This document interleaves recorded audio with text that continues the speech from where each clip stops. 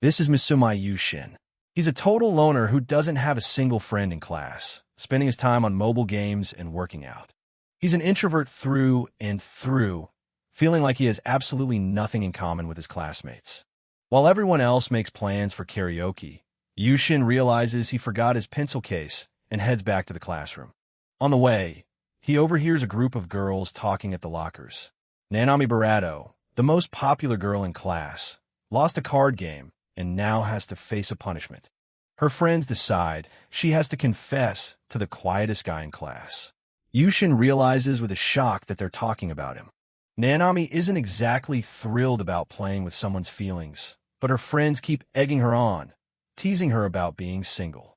She tries to stand her ground, but they just mock her for not knowing how to talk to guys. They claim this is the perfect chance for her to get some experience before some weirdo tries something. Nanami is known for being impregnable and turning down every guy. Yushin thinks whoever she dates is going to be the most hated man in school. The friends finalize the plan. She has to confess to Yushin tomorrow. He's standing just around the corner, hearing every word. Nanami eventually gives in.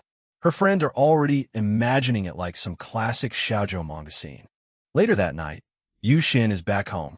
He doesn't have anyone to talk to at school, but his online guild is always there for him. He asks his online friends for advice. Baron, a knight in their game, tells him to just accept it and use it as a chance to get used to girls. Canyon, the guild's mage, is totally against the idea. She thinks it's cruel to mess with someone's heart and tells him to say no. Baron argues that even if it's a prank, his reputation will go up. Better to be dumped by a popular girl than to have never dated one. He even suggests that Yushin should try to make her fall for him for real during the month they're together. Yushin asks if Baron is just enjoying the drama. Baron doesn't deny it and tells him to make sure he reports back. The next day at school, Nanami actually walks up to his desk. She asks if he has some time to talk after classes are over.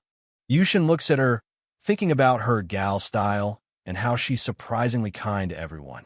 He feels like he doesn't have any right to turn her down, especially with all eyes on them. He still can't quite believe this is happening. He admits he's a bit weak to her charms. He's curious to see where this confession actually goes. School ends, and he meets her in a quiet spot behind the building. Nanami is incredibly nervous, her face glowing red. Yushin is just as stiff. He wonders if she knows that he knows the truth. He decides to stay quiet and let her speak. She struggles to get the words out. Yushin remembers Baron's advice. Look her in the eye instead of staring at her body. She finally screams it at the top of her lungs. I have a crush on you. Just as she asks him to be her boyfriend, someone accidentally tips over a bucket of water from a window above. Yushin reacts instantly, lunging forward to push Nanami out of the way. He takes the full hit of the water. The impact sends them both to the ground, with Yushin pinned on top of her.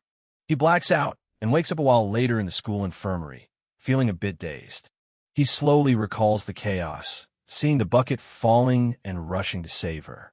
Nanami is right there by the bed, looking incredibly relieved that he's finally awake. She's just happy he isn't seriously injured.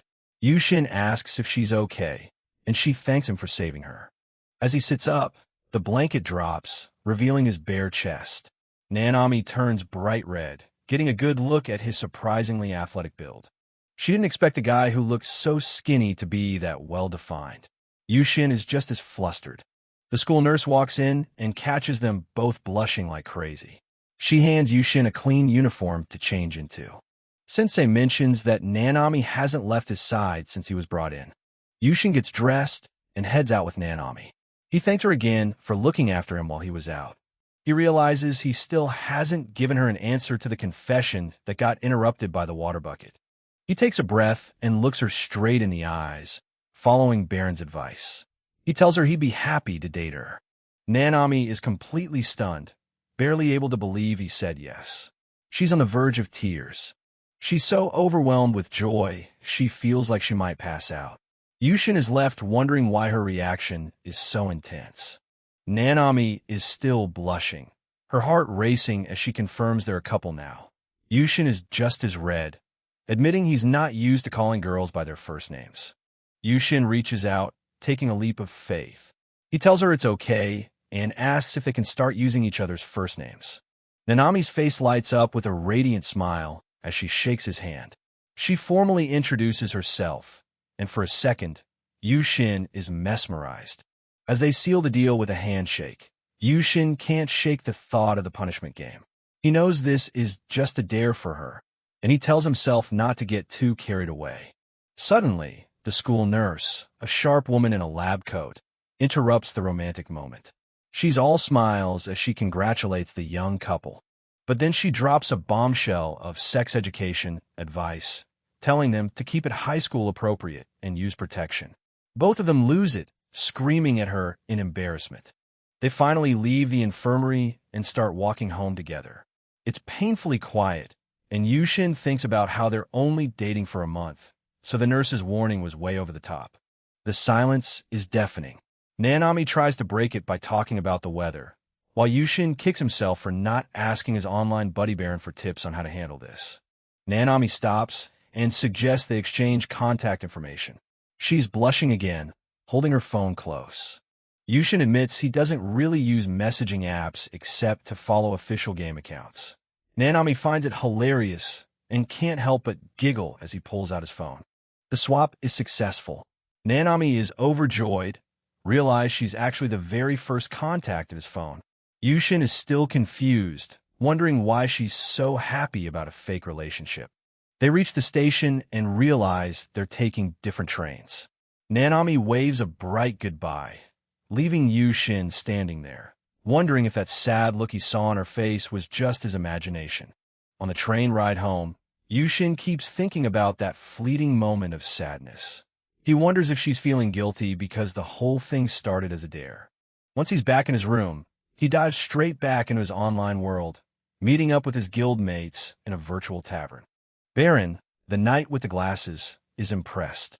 He jokingly asks if Yushin is some kind of superhero in training for saving a girl on his first day of dating. Canyon, the mage girl, is still the voice of reason or doom. She tells him to break it off now before someone's heart actually gets smashed. But Baron has a more ambitious plan.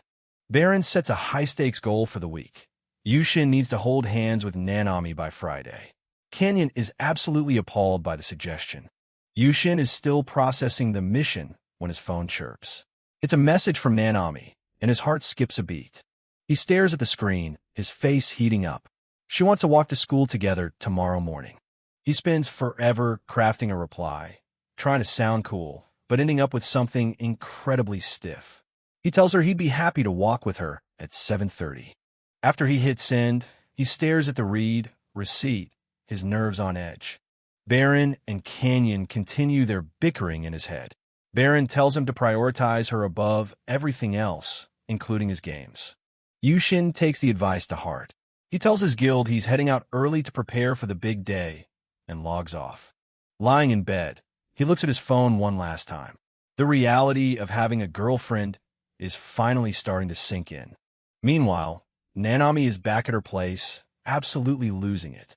She's rolling around on her bed, kicking her feet in pure, unadulterated joy. We get a glimpse in her past.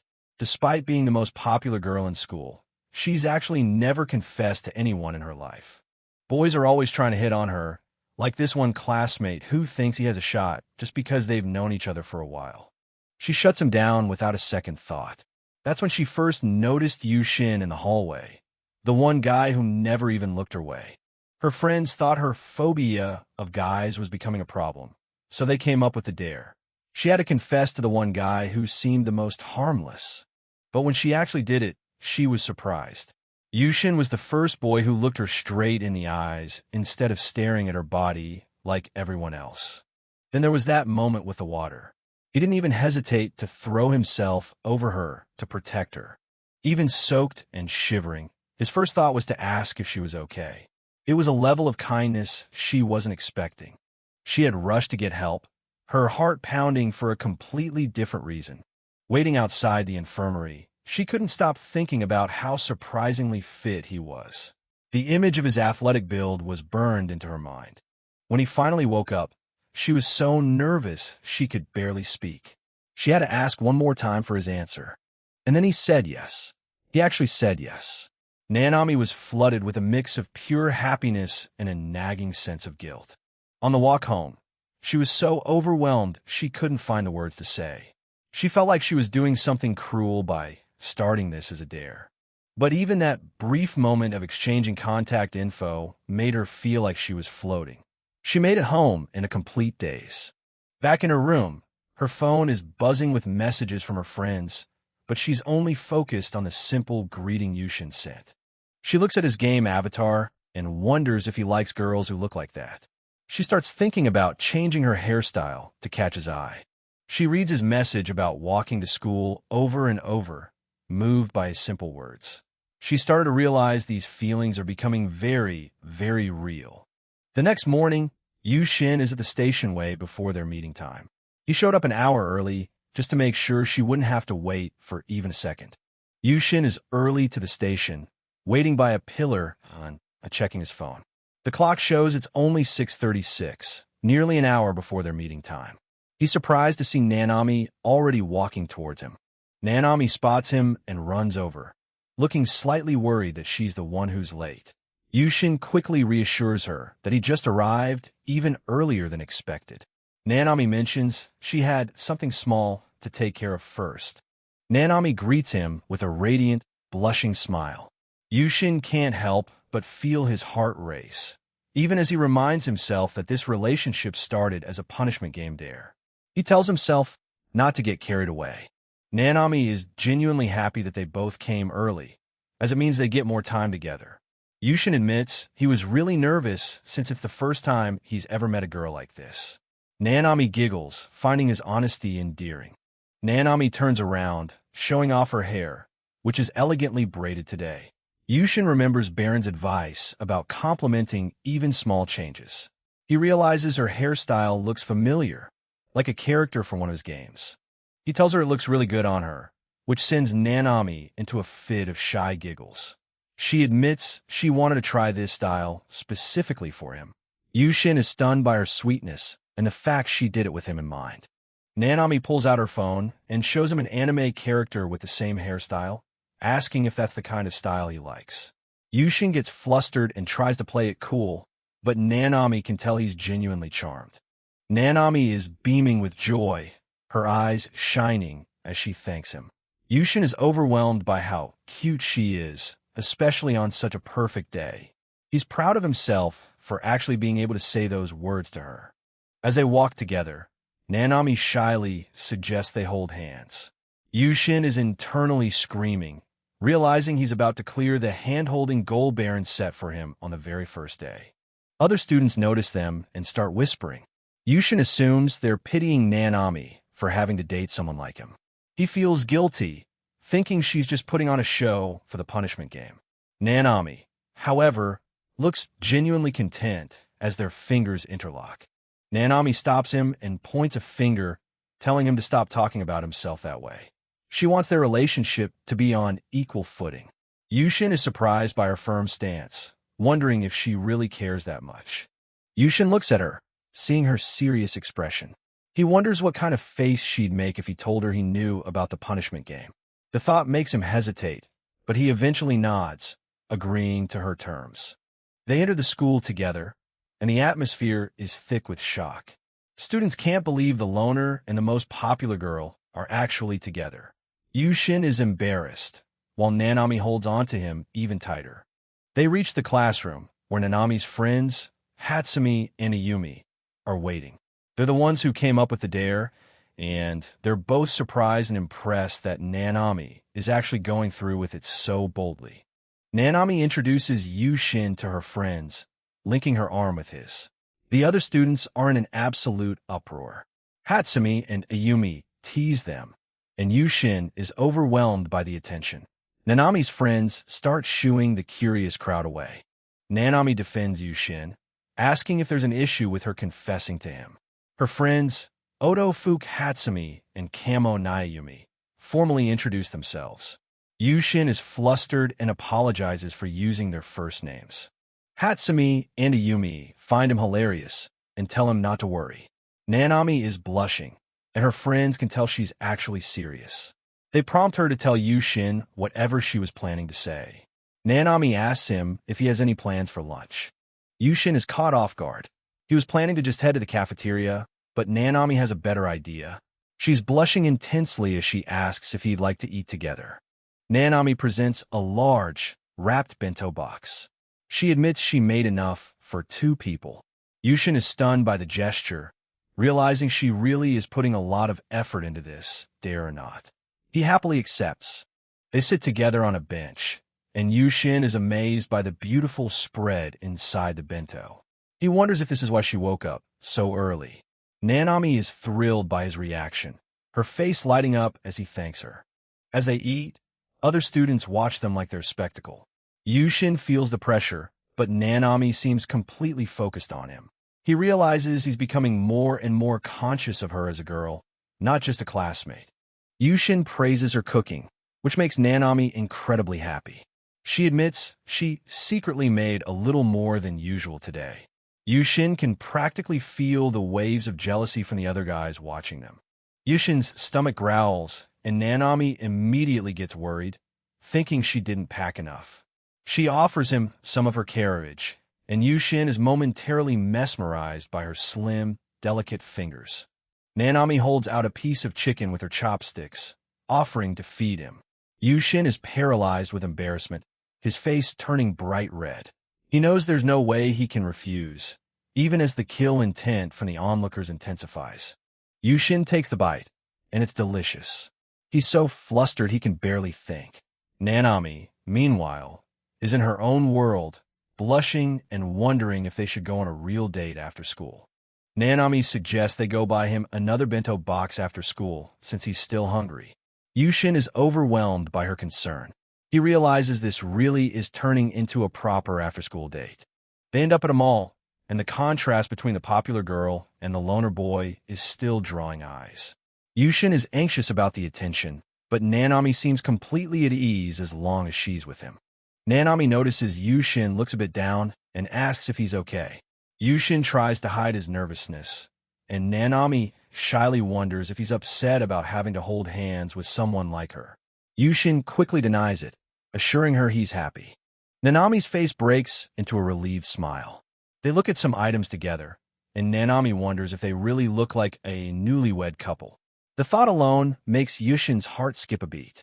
They find a bento box that Nanami likes, and Yushin is once again struck by how genuine her excitement is. He's starting to lose track of the fact that this whole thing might be fake. He feels a warmth he hasn't felt in a long time. Nanami holds up the bento box she chose, looking for his approval. Yushin tells her it's the best one. Nanami is so happy she starts to head for the cashier, but Yushin stops her, insisting on paying for it himself. Yushin tries to take the box, but Nanami won't let go. She insists on paying since she's the one who will be using it to make his lunch. Yushin is caught in a loop of embarrassment and gratitude. They have a small back and forth about who should pay. Yushin doesn't want to look like he's just taking advantage of her, but Nanami is firm. She wants to do this for the one she is dating. She almost lets the word love slip. In the end, Nanami gets her way. She hands the bag to him with a beaming smile, telling him it feels like she's giving him a present. Yushin is left speechless, his face a constant shade of red. As they walk out, Nanami asks him what he wants in his bento tomorrow. Yushin suggests a hamburger, but then mentions he's not good with strong-smelling things like peppers. Nanami's eyes sparkle as she takes mental notes. Yushin tells her he'll eat anything she cooks, which sends Nanami into another blushing fit. She playfully teases him, then gives him a sweet, winking smile. Yushin feels like he's finally found the right answer. The day ends on a high note, with Nanami laughing brightly. Yushin thinks to himself that even if it's not cool, he's okay with this. He's actually having a good time. Nanami promises to call him tonight before they part ways. Back in the game world, Yushin is recounting the day's events to Baron and Canyon. He admits he wasn't able to bring up the punishment game because she was just so genuinely happy. Baron is impressed he actually held hands on the first day. Baron points out that Nanami is already acting like she's completely head over heels for him. He questions if she even cares about the punishment game anymore. Yushin is still a bit skeptical, but he can't deny how real it felt. Yushin has a brief flashback of Nanami looking slightly down earlier. He wonders if she would ever say something like, "I was forced to go out with you, so don't get carried away." He quickly dismisses the thought, knowing she's not like that. Canyon is still skeptical, suggesting Nanami might just be toying with him. She tells him he should just break up with her. Yushin is frustrated, defending Nanami and the effort she put into the bento. Baron tries to keep things balanced. Baron suggests Yushin should return the favor by giving her some sweets as a thank you for the meal. Yushin admits he hadn't even thought of that because he was so nervous. Baron already has the next objective in mind for him. Baron, in his knight armor, suggests Yushin ask Nanami out on a date this coming Saturday. Yushin is completely caught off guard by the suggestion, his face turning bright red at the mere thought. Yushin tries to process the idea. Baron explains that since they're in a relationship for a punishment game, they should at least try to be on equal footing. He advises Yushin to ask Nanami about her hobbies and what she enjoys so he can pick a movie she'd like. Back at home, Yushin is startled when his phone starts vibrating on his desk. It's a call from Nanami. He answers, feeling nervous as she apologizes for calling so late after they spent the whole day talking with her friends. Nanami tells him how much she enjoyed everything they did today. Her voice sounds so close in his ear that Yushin can't help but blush. He's so moved that he starts thinking about how he can properly thank her for the day and the bento. Yushin tries to ask her out for Saturday, but Nanami reveals she already promised to go to the movies with Hatsumi and the others that day. Yushin is immediately crushed, thinking his bad timing has ruined everything. Desperate to not let the moment pass, Yushin blurts out an invitation for Sunday instead. Nanami is surprised but happily agrees to a Sunday date. Yushin is relieved, while Nanami promises to put even more effort into the bento she's making for him. After hanging up, Nanami lies on her bed, staring at her phone screen with Yushin's contact information. She's buzzing with excitement, thinking about how amazing their first proper date on Sunday is going to be. She starts rolling around on her massive bed, squealing into her pillow. She's overwhelmed by how cute Yushin is, especially since he showed up early just to meet her. She tells herself she needs to calm down, but she's already all fluffy, thinking about tomorrow morning. Nanami looks at her reflection, touching her braided hair. She's genuinely touched that he noticed her new hairstyle right away and called her cute. She finds his shy demeanor absolutely adorable. She remembers feeding him earlier and suddenly realizes it was practically an indirect kiss. The thought makes her face explode in a bright red blush. She's so embarrassed, but also finds herself wanting to stay together with him like this. Her mind drifts to the possibility of a real kiss in the future, which only adds to her panic. She shakes her head, telling herself it's too soon since they've only been dating for 2 days. Suddenly, she realizes she still needs to prepare tomorrow's bento. Nanami heads to the kitchen and puts on an apron. Surrounded by fresh vegetables and ingredients, she's determined to make the best meal possible for Yushin. She's full of energy and ready to get to work. As she washes the rice, Nanami can't stop smiling. She thinks about how Yushin was unexpectedly proactive today, even though he's usually so quiet at school. She finds even his flustered moments incredibly charming. She's so happy that he was the one to invite her out for Sunday. She realizes she wants to know everything about him and spend as much time together as they possibly can. While she's busy at the stove, Nanami's imagination runs wild. She imagines Yushin eating her freshly cooked food at the dinner table. She dreams of them drinking tapioca together, or the day she might finally be invited to his house. Her fantasies continue, picturing a summer break trip to the sea where she'd wear a bikini and a traditional summer festival where they'd walk around in yukatas together. She envisions them celebrating every holiday, a fun Halloween in costumes, standing before a giant Christmas tree, and her giving him chocolates on Valentine's Day. There's so many things she wants to experience with him. Her expression softens as she looks at the calendar. A month feels far too short for everything she has planned. She's struck by a sudden wave of anxiety, worried that if Yushin ever finds out their relationship started as a punishment game, he'll hate her forever. She recalls Hatsumi and Ayumi calling Yushin an easy target and suggesting she date a Mr. Simpleton. Nanami feels a pang of guilt, realizing she might be taking advantage of his kindness. Tears well up in her eyes as she chops vegetables. The fear of him discovering the truth and turning away from her is truly terrifying. She doesn't want to lose the precious bond they're starting to build. Nanami resolves that she doesn't want Yushin to ever feel depressed because of her. She decides she'll just have to keep changing and growing alongside him. She's determined to make him happy, starting with a delicious hamburger for his lunch. Another thought of a kiss crosses her mind, making her blush furiously again.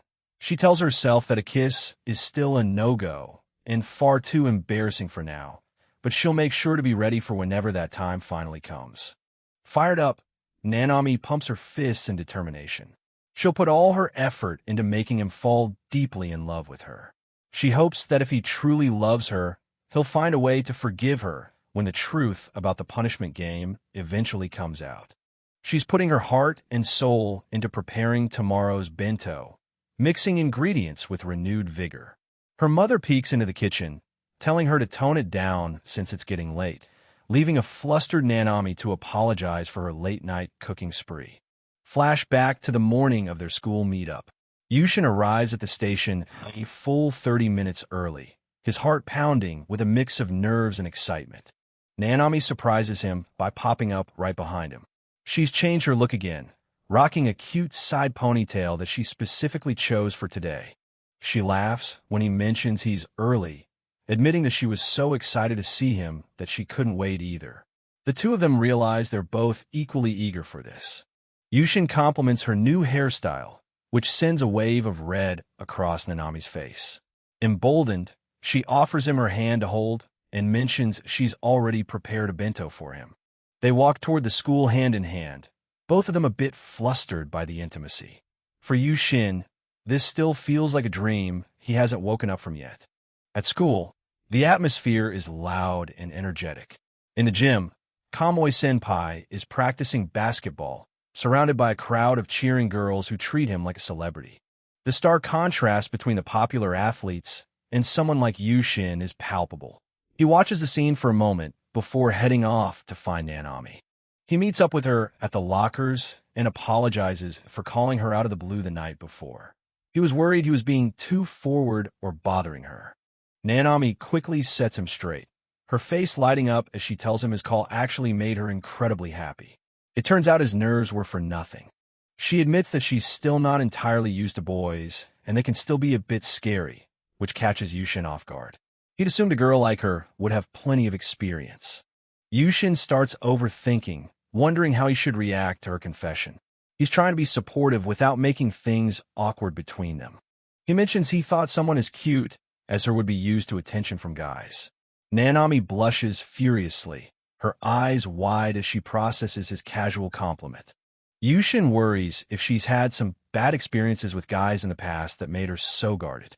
He really wants to understand where she's coming from. Nanami tries to play it down, saying it's not a big deal. She's always just had a hard time connecting with them, but she can't even remember why. She explains that most guys in middle school were pretty nasty and superficial, which led her to distance herself from them altogether. It's a defense mechanism she built up over years. With a playful wink, she reminds him that even though it's only been a few days, she's his girlfriend now. Yushin's heart practically thumps out of his chest at her sudden boldness. As they talk, the movement of her shirt draws his eyes for just a split second. It's an instinctive reaction from a teenage boy, but he knows he's treading dangerous ground. Nanami catches him looking immediately. She gives him a sharp, narrowing glare and calls him a pervert, though there's more teasing than actual anger in her voice. Yushin goes into a total panic, waving his hands and apologizing frantically. He's terrified he's just ruined the good mood they had going. She leans in close, her expression softening as she whispers that it's okay because it's him. She's willing to forgive him this time, which only makes him more flustered. Yushin is left reeling from her playfulness, his brain practically short-circuiting. He really can't keep up with how quickly she shifts from being shy to being a tease. Lunchtime finally arrives, and they head to the rooftop to spend their break together. Nanami proudly presents her homemade bento, complete with extra hamburger steaks, just the way he likes them. Nanami is in full girlfriend mode, offering Yushin a bite of her homemade lunch with a big say, ah. She's clearly enjoying their time together on the bench. The sweet moment is shattered when a tall, intimidating guy looms over them. He looks down at Yushin with pure contempt, demanding to know who this random nobody is sitting next to Nanami. Nanami isn't having it. She stands her ground, telling the guy he's being way too stubborn and needs to back off. The tension between them is thick enough to cut with a knife. This is Shibetsu Shumo, the school's star basketball player and a total like men. Apparently, he's got a history of getting rejected by Nanami, but he clearly hasn't taken a hint yet. Yushin feels the heat, but he manages to introduce himself properly. He makes it official. He's Nanami's boyfriend. Shibetsu just stares him down, looking like he wants to delete him from existence. With everyone in the courtyard staring, things are getting awkward. Yushin suggests they move the conversation to the cafeteria to at least get a little privacy from all the prying eyes. They settle into a booth, but the mood is anything but casual. Shibetsu is fixated on the bento Nanami made, looking absolutely miserable that he's not the one eating her cooking. Nanami is just happy that Yushin is enjoying the food she worked so hard on. Meanwhile, Shibetsu is practically vibrating with jealousy in his seat, wishing he could swap places. Shibetsu finally snaps and throws down a challenge. He wants to duel Yushin, with the winner getting Nanami. It's as aggressive and tone-deaf as you'd expect from a guy like him. Yushin isn't interested in some childish duel, which only makes Shibetsu more desperate. He starts taunting Yushin, calling him a coward for refusing to fight for his girl. Nanami shuts him down hard, telling him to stop using her first name so familiarly. She's clearly done with his alpha male routine and doesn't hide her annoyance. She clings to Yushin's arm, proudly declaring him her boyfriend. Shibetsu is stunned. He can't wrap his head around why the most popular girl in school would choose a plain guy over him. Yushin finds his voice and calls Shibetsu out. He says that wagering a person in a duel is disgusting, and that Nanami's feelings are the only thing that actually matters here. He tells Shibetsu there's no reason to even have a duel since Nanami has already made her choice. He stands up, ready to walk away and leave this whole mess behind.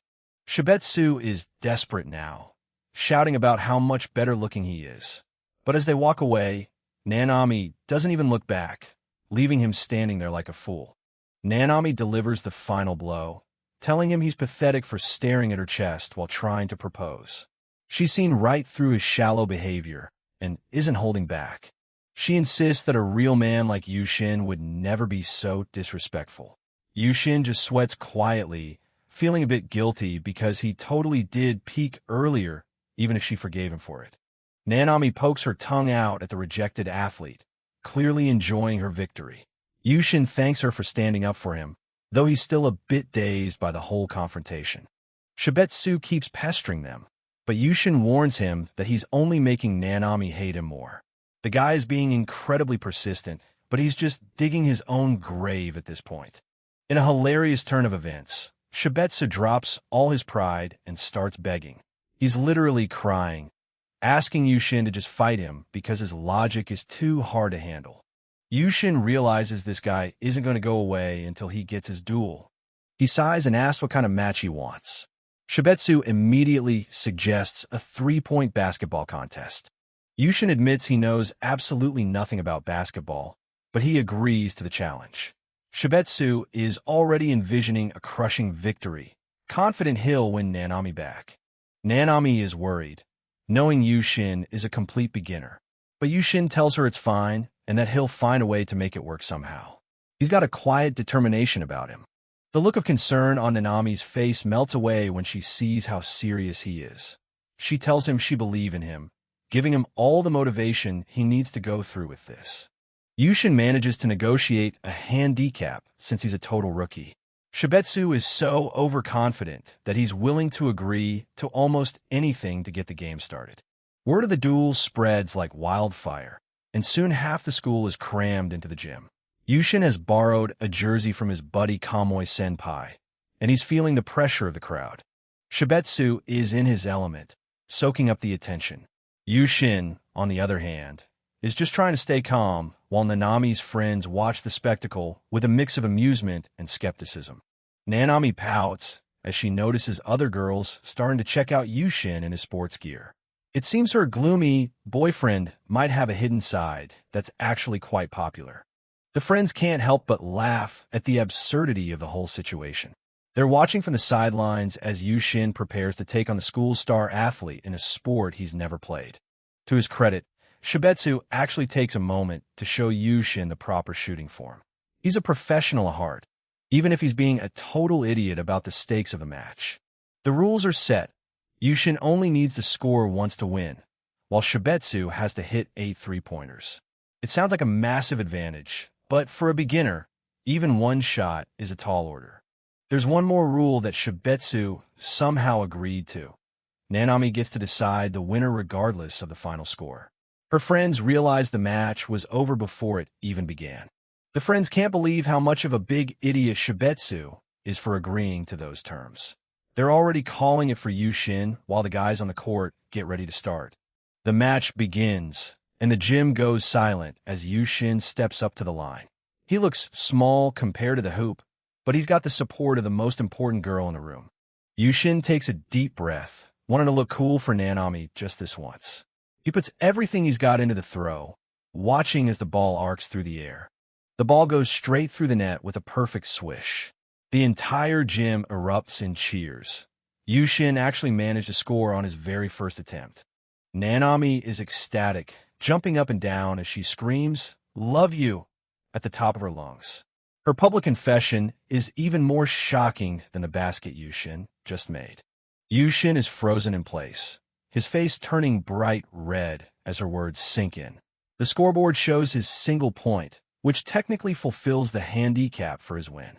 Shibetsu doesn't give up and actually manages to hit all 8 of his shots, bringing the score to a draw. He looks exhausted, but satisfied with his performance. But the points don't matter. Nanami immediately hugs Yushin and declares him the winner. The contest was never about basketball skills, and everyone knows it. Shibetsu is left sobbing on the gym floor, completely broken by his defeat. He finally understands that no amount of athleticism can win over someone who's already in love with someone else. Later that night, Yushin recounts the whole crazy day to his online mentor, Baron. It's been an exhausting day, but standing up for Nanami has only brought them closer together. In the game world, Canyon is being her usual cynical self. She warns Yushin that gals like Nanami are just toying with guys like him, looking for a laugh behind their backs. Yushin's avatar stands firm, defending his girlfriend. He doesn't believe Nanami is a bad person, even if her friends seem to be just along for the ride. He's choosing to trust his own feelings over Canyon's warnings. Yushin realizes he needs to step up his game to show Nanami how much he really cares. He doesn't want to just be another guy she's toying with. He wants to be someone worthy of her affection. He decides to log out for the night, needing to prepare for school the next day. Just as he shuts everything down, his phone buzzes with a new message from Nanami. Speak of the devil. Yushin stares at the screen, his heart nearly stopping. Nanami has sent a bold message, asking if a kiss on the cheek would be a good enough reward for today. He's completely flustered by her forwardness. Meanwhile, Nanami is soaking in the bath, her mind racing. She sent that message in a burst of excitement, and now she's wondering if she went too far. She really wanted to see how Yushin would react to her boldness. As the warm water splashes over her, Nanami can't stop thinking about how much better Yushin is compared to guys like Shibetsu. He's gentler, kinder, and actually seems to care about her as a person. She's still annoyed that Shibetsu interrupted their private time earlier today. In her mind, she's already decided that Yushin is the only one she wants to be with, no matter what anyone else thinks. Thinking back to his cool behavior during the duel, Nanami feels like she's boiling over with excitement. She can't believe how smoothly he handled everything, and her heart won't stop pounding at the memory. A wild daydream of them getting intimate flashes through her mind, making her face turn bright red. She's getting way ahead of herself, but she can't help it. She's completely head over heels for him. The bathroom door swings open as her sister Sayao walks in, complaining that she's been monopolizing the bath for too long. Nanami snaps out of her daze, embarrassed to be caught grinning like a fool in the tub. The next day at school, the atmosphere is heavy with anticipation. They're finally together again, but the peace is broken when a familiar figure approaches them in the hallway. It's Shibetsu, looking surprisingly subdued. Nanami immediately puts her guard up, telling him to just leave them alone. She's not interested in another one of his dramatic outbursts or challenges. She just wants to be with Yushin. Surprisingly, Shibetsu says he's not there for Nanami this time. He specifically wants to talk to Mitsumai-kun. Yushin is confused, wondering what the basketball star could possibly want with him now. Shibetsu drops a bombshell. He wants the three of them to be friends. It's a complete 180 from his behavior yesterday, and both Yushin and Nanami are left speechless by his sudden change of heart.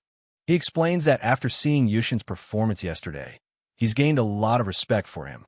He thinks Yushin is worthy of Nanami and wants to move past their rivalry. He's being surprisingly sincere about it. Shibetsu is acting so innocently, it's almost hard to stay mad at him. Nanami whispers to Yushin that the guy is actually a total airhead who only knows how to play basketball, which explains why he's so socially awkward. Nanami is still a bit weirded out by how much Shibetsu seems to be appealing to her maternal instincts with his puppy dog attitude. She reminds him that he was acting pretty obscene just yesterday. Shibetsu is clearly embarrassed by his past behavior and tries to pivot back to his request for friendship. He's begging now, showing a completely different side than the arrogant athlete from before. Yushin agrees to be friends, but on one condition: he will never hand over Nanami. He stands his ground, making it clear that she's not a prize to be won or traded. Nanami is visibly moved by his firm words. Shibetsu accepts the terms, finally admitting that the two of them really do make a great couple. He seems genuinely happy to have found a way to stay in their circle without all the hostility. He tries to push his luck by inviting Yushin to join the basketball club, but Yushin politely declines. He's more interested in spending every spare moment he has with Nanami than practicing free throws. Nanami is overjoyed to hear him prioritize her over everything else. She's blushing hard, feeling like the luckiest girl in school for having such a dedicated boyfriend. She can't hide her happiness. With Shibetsu finally gone, they're alone again. Nanami apologizes for all the trouble her popularity has caused, but she's clearly glad that Yushin didn't back down from the challenge. Yushin gets bold again, telling her that if anyone tries to snatch her away, he'll be there to stop them. It's a total cool guy line, and he's blushing almost as hard as she is for saying it. Nanami is melting from all the sweet things he's saying. She tells him how happy it makes her to hear him speak so protectively of her, her heart swelling with pure affection for him. They start talking about their date coming up soon. Since they won't see each other for a day, Nanami promises to send him tons of messages. She's clearly looking forward to it as much as he is. She clings to his arm, telling him how warm he feels. They're lost in their own little world, and even the gloomy Yushin is starting to feel all warm and fuzzy from her constant affection. Back in the game world, Canyon's dark outlook is still as deep as ever. She can't understand why Yushin is so optimistic about a gal like Nanami, convinced that she's going to crush his heart in the end. Baron tries to cheer him up, telling him not to worry about the game and just enjoy the experience. He thinks Yushin's efforts to be a good boyfriend will pay off in the long run. Yushin hits a snag when he realizes he has no idea what to wear for their big date. He's lived a gloomy life for so long that his entire wardrobe consists of nothing but black clothes. He's panicking a bit. He decides to call Kamui Senpai, the guy who lent him the jersey for the duel, hoping for some fashion advice. He sent a photo of his best outfit, praying it's acceptable for a date. The outfit is exactly what you'd expect, all black from head to toe. Yushin waits nervously for the senpai's verdict, wondering if he looks cool or just like he's going to a funeral. Kamui's reaction is priceless. He screams through the phone, asking if Yushin is some kind of serial killer or a ninja. The all-black look is a total disaster in his eyes, and he tells him to go shopping immediately. Faced with a fashion emergency, Yushin has no choice but to head to the mall. He feels like he's betrayed the expectations of his online friends by being so clueless about something as simple as clothes. On the train, Yushin is incredibly self-conscious. He feels like everyone is staring at his plain, black outfit, and he's starting to realize just how much he's neglected his appearance over the years. He arrives at Lyon, a trendy shopping center, but he feels completely out of place. He's convinced he's the most pathetic person there, surrounded by stylish people who actually know how to dress. He wanders through the halls, feeling the weight of people's gazes. He's starting to realize that being a gloomy guy has its downsides when you're trying to impress a popular gal like Nanami. The prices for the refreshing outfits Kamui suggested are way higher than he expected. He realizes he's going to have to find a part-time job soon if he wants to keep up with this new lifestyle. His mind wanders to Nanami, wondering if she has a part-time job too. He daydreams about her working in various outfits, a maid, a waitress, or a bunny girl, and immediately realizes he'd never be able to focus if she did.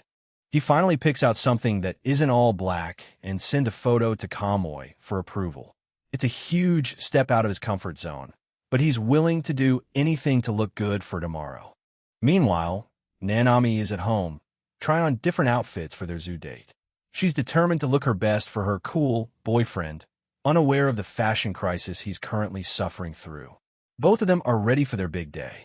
While wandering through the mall, Yushin spots some familiar faces in the crowd. He's surprised to see Odo Fukusan and even Kamui Senpai nearby, though they were supposed to be at the movies. Something feels off about the scene unfolding in front of him. He watches as a group of flashy guys corners two of Nanami's gal friends. The guys are being incredibly pushy, ignoring the girls' obvious discomfort and insisting that their boyfriends will never find out about them having a little fun together. Yushin notices a third girl standing behind the two gals. She's dressed in a much more modest, mature outfit and is wearing glasses with her hair pulled back. She looks completely different from her flashy companions and seems even more distressed by the situation. Yushin is genuinely confused. He recognizes the two gals as Nanami's friends, but he doesn't immediately place the third girl in the glasses. He scans the area, wondering if Nanami has already left her friends behind to head home. Despite his own fears, Yushin realizes he can't just abandon them. If these are Nanami's friends, he has a responsibility to help, even if he has no idea how a gloomy guy like him can stand up to a group of confident thugs. He knows he'd never be able to face Nanami again if he ran away now. Trembling but determined, Yushin steps between the girls and their harassers. The guys immediately mock him, calling him a gloomy cockroach and telling him to buzz off. Yushin takes the insults, his eyes fixed on the task at hand, while the girl with glasses watches his brave intervention with wide, surprised eyes. Yushin spots a girl in glasses being cornered by a group of guys at the mall. She looks completely terrified, her hands clasped together as she tries to back away. He doesn't hesitate for a second, stepping right between them and declaring that he's her boyfriend. The girl is stunned, her eyes wide behind her lenses as this random guy suddenly becomes her shield. The harassers just laugh it off, mocking Yushin for being a plain-looking loser. They think it's a joke that a gloomy roach like him would be dating anyone, let alone a girl who looks so prim and proper. One of the thugs loses his patience and grabs Yushin by the collar, pulling him close. He sneers, threatening to mess him up and take his girlfriend for himself if he doesn't beat it. Suddenly, a heavy hand drops onto the thug's shoulder. A security guard has arrived, looming over the group with a stern look that immediately kills the tough guy act. Yushin plays it up perfectly, pointing at the thug and telling the guard he's being assaulted. The sudden shift in power has the harasser sweating buckets as he realizes he's been caught red-handed. The other two guys immediately start backpedaling, trying to claim they weren't involved and that it was all their friend's idea. They're falling over themselves to get away before things get legal. The thugs scramble away as fast as they can, leaving the scene in a hurry. Yushin lets out a sigh of relief, though he's still a bit shaken from the confrontation. The guard watches them go, making sure the area is clear. Yushin stands with the girl, his hands still resting on the strap of his bag as the adrenaline starts to fade.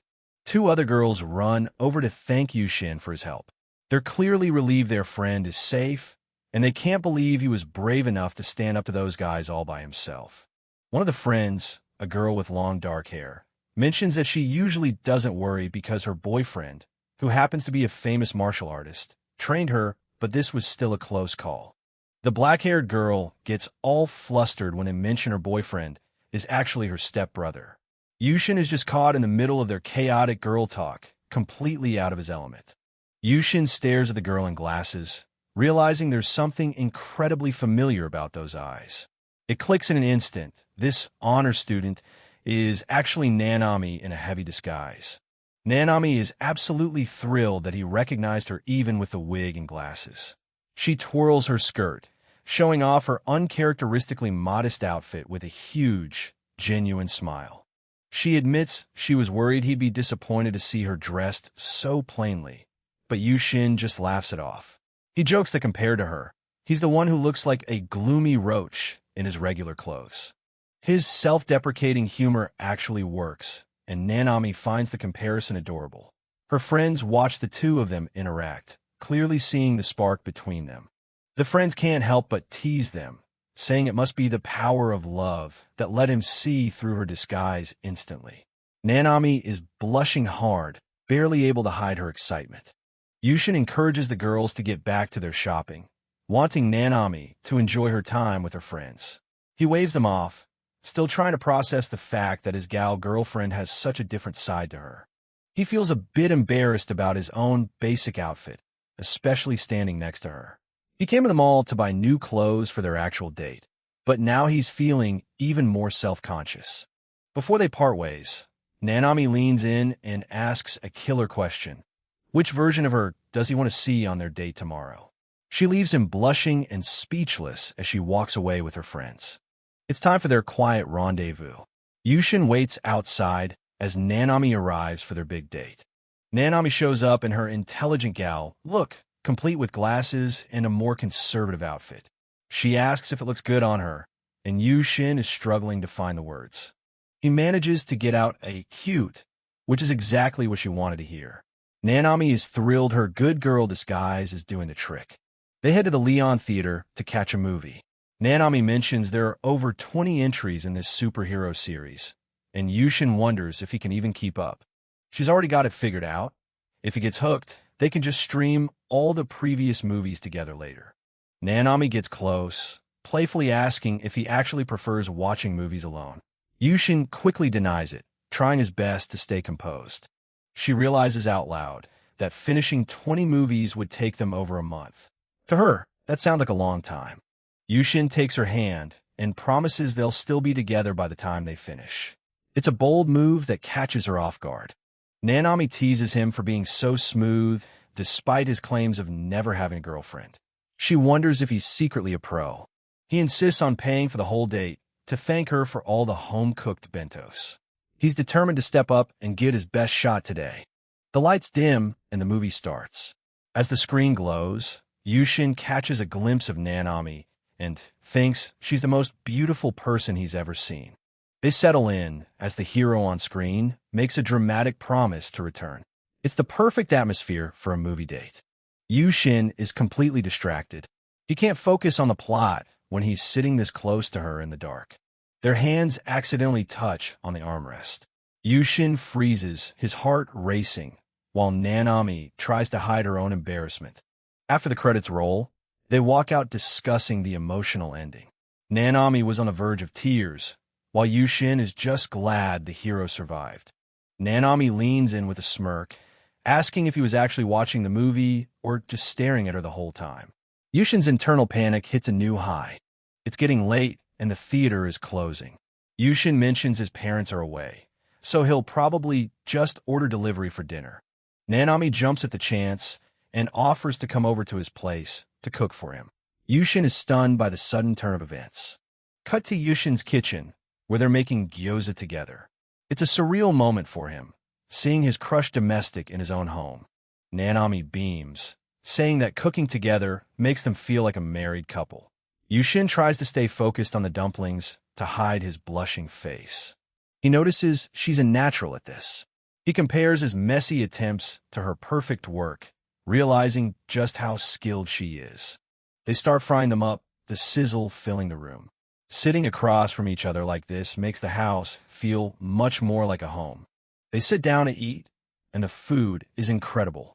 Yushin is so happy with the taste and the company that he's nearly moved to tears. After dinner, Nanami starts cleaning up. Seeing her taking care of things makes Yushin realize how much he appreciates her being there. She serves him more rice, making sure he eats his fill. It's pure domestic bliss for the both of them. It's finally time to head home. Yushin insists on walking her back since it's late, and he wants to make sure she stays safe. They walk through the neighborhood carrying the leftovers. Nanami wonders if she should tell her mom they were together at his place. She blushes, admitting that she really loved the time they spent together tonight. Yushin agrees, feeling the same way. Suddenly, a massive, intimidating man looms over them at her door. Yushin immediately steps in front of Nanami to shield her. It's Nanami's dad, Barato Janikura. He looks like a powerhouse, and he wants to know exactly who this boy is. Inside, Yushin meets Nanami's mom, Tomoko, and her little sister, Saya. They seem far more welcoming than the father. Tomoko teases Nanami about putting on makeup to visit a friend's house, clearly suspecting something more is going on. Janikura leads them into the living room. The tension is palpable as the giant of a man waits for an explanation. Yushin bows deeply, taking all the blame for bringing Nanami home late and begging her father not to be too hard on her. Summoning every ounce of courage, Yushin introduces himself properly and declares that he is Nanami's boyfriend. Janikura stares him down before extending a massive hand. He welcomes Yushin to the family with a bone-crushing handshake. In the kitchen, Tomoko looks on with a smile, relieved the initial confrontation didn't end in disaster. Janikura sits down with a serious expression. The interrogation isn't over just because they shook hands. He admits he's a bit angry, and Yushin braces for the worst, wondering if he's about to be kicked out. It turns out he's only mad because they didn't tell him sooner. He flashes a smile, revealing he's actually quite happy about the news. The atmosphere shifts as the parents reveal they know the truth. They bring up a lie that started this whole thing. A flashback reveals the original punishment game bet. The secret is out. The parents know their relationship was supposed to be a fake confession. Janikura is laying down the law. No overnight stays at a boy's house. Meanwhile, Tomoko is just happy for her daughter, noticing how much care she puts in her bentos lately. Yushin is literally shaking from the killing intent, radiating off her father. Nanami just laughs it off, apologizing for her dad being so inappropriate. Nanami is absolutely flustered, yelling at her dad for always saying such weird and embarrassing things. Janikura looks genuinely confused, wondering what he did to deserve all that shouting. The living room vibe is a perfect mix of awkward and hilarious. She keeps going, reminding him of all his past comments that were totally uncalled for. Yushin just stands there, watching the family dynamic play out. Yushin is having a minor internal crisis, thinking there's absolutely no way he can win against a guy who looks like a professional wrestler. Nanami reflects on the past week and all the memories they've already made, from the infirmary to their first movie date. Yushin is moved by her words. He steps up and declares he'll take on any challenge because he won't let anything separate them. Nanami throws her arms around him in a huge hug, much to her mother's jealous amusement. She's clearly all in on this relationship. Janikura is still playing dumb, asking if he really said all that weird stuff. His wife just gives him a look that says, "You absolutely did." Tomoko is getting a kick out of her husband's embarrassment. Janikura is sweating under the pressure of his daughter's accusations. Nanami brings up a specific memory from middle school when he was drinking and said something particularly ridiculous about her future boyfriends. We see a flashback of Janikura drinking, telling Nanami that any boy who wants to date her has to beat him in a fight first. Back in the present, Janikura tries to justify himself, flexing his muscles and saying he only trained this hard to keep his family safe. Nanami starts blushing, remembering that Yushin's abs were actually pretty defined when she took care of him in the infirmary. Janikura's protective instincts flare up instantly. His face goes dark as he asks how the hell Yushin has already seen her naked. Tomoko winks at Yushin, telling him he better keep training to stay in shape. Janikura just grumbles about not trusting small eyes. He pulls out a photo album labeled Memories to explain the real reason why he became so obsessed with training. He shows a photo of a young, crying Nanami. He explains that she was bullied by boys back in elementary school. The bullying was so bad, she couldn't handle being around boys for years. Janikura swore he'd become strong enough to protect her from anyone. Yushin is deeply moved by the story. He looks at Nanami and finally understands the weight of her bringing a boyfriend home. He stands up and makes a solemn vow right then and there. From now on, he will be the one to protect her. Yushin bows low, formally asking the parents for their blessing. He's completely serious about his commitment to her. Janikura is impressed by his resolve and officially welcomes him as a future son-in-law. The mom is just happy it all worked out so well. Nanami is stunned, her face turning bright red from his passionate declaration. She's completely lost for words. Since it's getting late, Janikura offers to drive Yushin home. Nanami is still in a daze as they head out. Yushin thanks her father for everything he shared tonight. He's grateful for the trust they've placed in him. They share a firm handshake before Yushin leaves. He's determined to be the honest man she deserves from here on out. The next day at school, Yushin is summoned to the staff room. He has no idea why he's being called in by the teacher. The teacher asks point-blank if he's being bullied by Nanami. Apparently, rumors are flying about their unusual relationship. Yushin quickly shuts that down. He explains how Nanami carried him to the infirmary when he was hurt. She's the one caring for him. He raises his voice, declaring that she's his gentle and beautiful girlfriend and he won't let anyone spread lies about her. He heads back toward classroom 2-2, thinking he shouldn't have made Nanami wait for him so long. Outside the room, he hears a group of gals gossiping about Nanami, wondering why she'd ever date an introvert like him. They're being pretty harsh, listing off everything he isn't. Not tall, not athletic, and not even that good-looking. Yushin hears every word. He decides to step in, but he's hesitant. He knows he shouldn't just stand there while they mock his relationship.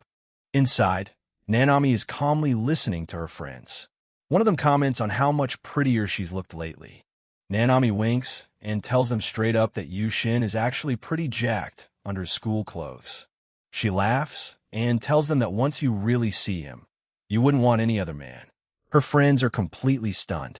Yushin finally walks in, apologizing for being late. Nanami welcomes him back with a huge smile, totally ignoring her shocked friends. They leave school together, waving goodbye to everyone as they head home after a long day.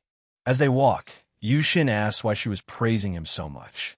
Nanami just says her gentle boyfriend is the only one who needs to know the truth. Nanami is completely flustered, hiding her face while telling Yushin he's being way too smooth. Her heart is racing from his unexpected directness. She tries to play it cool, saying she's just mimicking her mom, but Yushin is surprised to hear Tomoko-san is like this too. The idea of her mother being so proactive is news to him. Yushin gives her a warm, genuine smile, thanking her again for defending him earlier. He truly appreciates how she stood up for him. His sincerity is almost too much for Nanami to handle. She's blushing furiously and quickly suggests they go get some ice cream to distract herself from a racing heart. As they walk, Yushin reflects on how much more proactive Nanami has become lately, especially with small gestures like holding hands. He's amazed at how far they've come. He also thinks about the handmade desserts she's been bringing him for lunch. He's determined to find a way to repay her kindness on their next proper date. Back at school, Yushin discusses his relationship with a friend. He's still trying to process everything that's been happening with Nanami. His friend points out that it seems like Nanami is the one making all the moves and suggests that Yushin needs to shoot back with a bold move of his own. The mere thought of initiating a kiss sends Yushin into a blushing panic. He thinks to himself that such a thing is absolutely impossible in his wildest dreams. In class 2-2, Nanami is also a distracted mess. Her friends are teasing her while she stares off into space, clearly thinking about her time with Yushin. After class, Nanami and her friends are at the lockers. There's a palpable sense of excitement and curiosity among the group about her blossoming relationship. Nanami catches up with Yushin and asks if he'll go shopping with her on their way home. She mentions her mom asked her to pick up a few things. Yushin is happy to oblige, especially when Nanami looks at him with such a cute, pleading expression. He finds it impossible to say no to her. Nanami excitedly suggests they get 2 different flavors of bubble tea so they can share. Yushin realizes with a blush that this would mean an indirect kiss. They arrive at a trendy bubble tea shop at the mall. Yushin is surprised by the long line and the overall popularity of the place. Nanami is thrilled to be the one to introduce him to his very first bubble tea. She finds his introvert taking on bubble tea moment adorable. Standing in a long line together, Yushin realizes that even something he normally wouldn't care for becomes incredibly enjoyable when he's with her. Nanami finally gets her drink, and she looks so happy and cute that Yushin can't help but be mesmerized. She notices his orange tea has matching pearls. Yushin asks if he can take a picture of her with her drink. Nanami happily poses, thinking it's just a quick snapshot from memories. When she sees the photo, she's embarrassed by how much she stands out. Yushin insists she looks beautiful and that the orange drink really complements her appearance. Yushin admits he didn't just want a photo of the tea. He really wanted a photo of her because she's so stunning. Nanami is completely caught off guard by his praise. He then insists they take a photo together. Nanami is hesitant at first, but she eventually gives in, feeling nervous about the close proximity. As they pose for the selfie, Yushin remembers his friend's advice about shooting back. He decides to take a bold leap of faith. Just as the photo is taken, Yushin leans in and plants a firm kiss on Nanami's cheek. She's frozen in absolute shock as the shutter clicks. Nanami is left in a daze, her hand on her cheek where he kissed her. Yushin is also blushing furiously, realizing what he just did. Their intense romantic moment is suddenly shattered when a man's voice calls out Yushin's name. He looks up and turns pale. Right there in the middle of the mall are Yushin's parents, Mitsumai Akira and Mitsumai Shinobu. They're just as shocked as he is. Akira explains with a smile that they just finished work at the same time and were having a shopping date, totally unaware they'd run into their son. Shinobu, looking very serious, adjusts her glasses and asks Yushin exactly why he was kissing that young lady on the cheek. She wants answers immediately. Nanami quickly jumps in, stuttering as she introduces herself as Barato Nanami, Yushin's girlfriend, and insists he wasn't forcing himself on her. The revelation that Yushin has a girlfriend, especially one as pretty as Nanami, is a massive shock to his parents. Shinobu looks ready to interrogate them. Shinobu says she wants to hear more about this, but Akira suggests they calm down and move to the food court to talk properly. Walking toward the food court, Akira apologizes for their sudden appearance, though he's clearly happy to see his son has a girlfriend. Nanami is panicking internally, worried that she's making a bad first impression because she's not wearing a proper outfit to meet his parents. Yushin gently reassures her, holding her hand and saying his parents will surely understand how wonderful she is, regardless of her clothes. Nanami is touched by his support and thanks him. She starts to feel a little more confident about facing his mom and dad. The 4 of them sit down at a table in the food court with some cake and tea. The tension is high but manageable. Mitsumai Akira and Mitsumai Shinobu formally introduce themselves to Nanami, trying to bridge the gap and get to know her better. Suddenly, both parents burst into tears of pure joy, overwhelmed that their introverted son has managed to find such a beautiful and kind girlfriend. Yushin is mortified as his parents emotionalize over the miracle they're witnessing. They even bow their heads, asking Nanami to take care of him. Nanami blushes and tells them that Yushin is actually the wonderful one, especially since he's always so kind and praises the bentos she makes for him.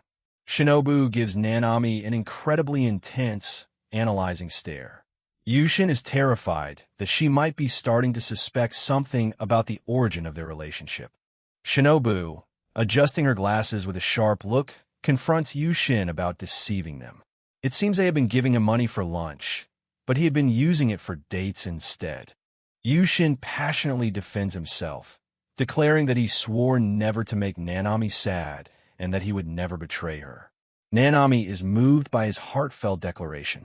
Shinobu, seeing his determination, tells him that since he likes Nanami so much, he should be able to name a few things he likes about her. She even brags that she can name a dozen things she likes about Akira. Yushin is ready to list everything he loves about her, but his parents realize they're getting a bit too heated for a public food court. They decide it's time to head home. At the checkout, Akira mentions that both he and Shinobu are going on an extended business trip starting tomorrow, meaning Yushin will be home alone for about a month. Akira suggests that Yushin use this time to improve his cooking skills, as eating bread and cup noodles every day would get old fast. Yushin realizes it's a good opportunity. Nanami, having overheard the conversation, asks if the parents will really be away starting tomorrow. She seems to have a bold idea forming in her mind. Blushing furiously and clutching her chest, Nanami asks if she could come over to Yushin's house and cook him dinner while his parents are away, or if that would be too much to ask. Tomoko, Nanami's mom, immediately shuts the idea down, saying it's a big no-no for two teenagers to spend every evening together alone. Nanami is disappointed. The parents discuss the appropriateness of the situation, while Nanami tries to argue that they handled themselves perfectly well the last time she was over.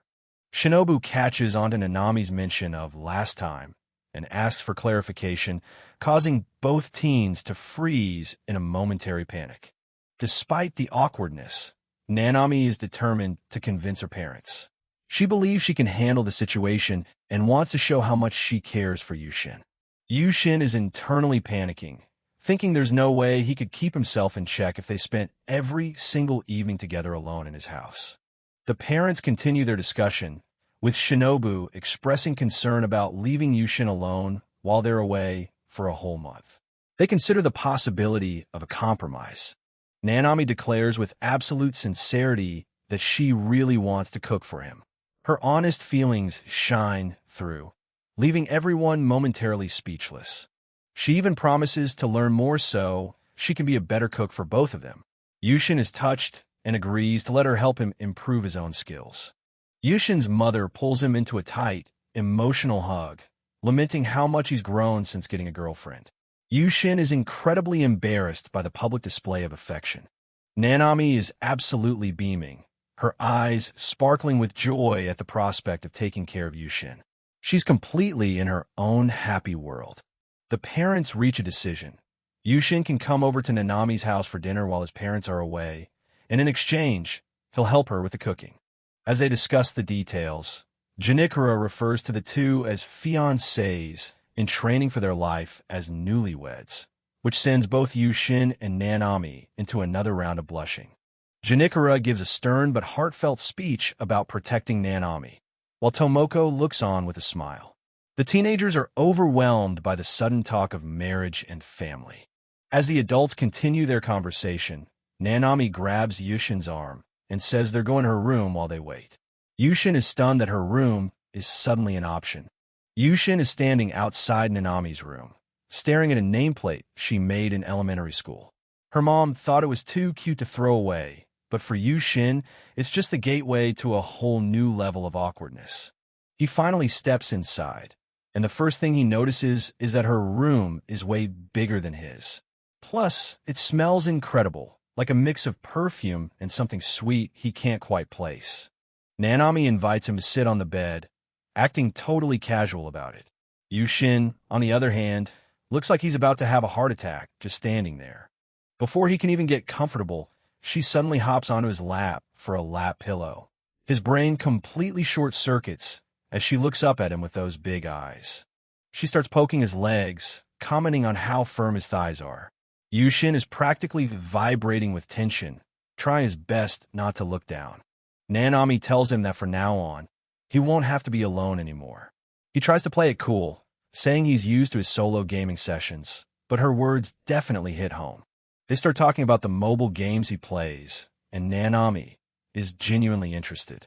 She even asks if she can join his team and play alongside him. She's so excited about meeting his online friends that Yushin can't help but smile. It's a side of her he's still getting used to, but he's not complaining. As she shifts around on his lap, Yushin realizes her skirt is dangerously short from this angle. He's doing everything in his power to keep his eyes on the ceiling. She catches him looking flustered and immediately starts teasing him. He's screaming, "Pervert!" at himself internally while her face turns a deep shade of red. Nanami brings up the kiss on the cheek from earlier today. She admits she wasn't mad at all. In fact, she was actually overjoyed that he took the initiative. She leans in close, her face just inches from his, and confesses that she actually wanted to be the one to kiss him. Yushin is officially at his limit.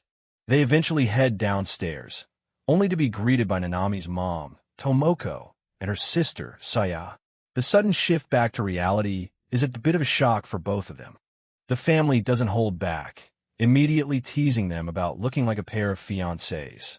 Nanami tries to play it off, but she's clearly embarrassed by her mom's antics.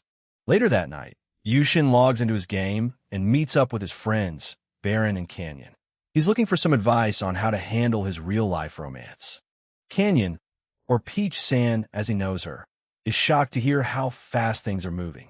She can't believe the shy guy she knows is already getting close to a popular girl.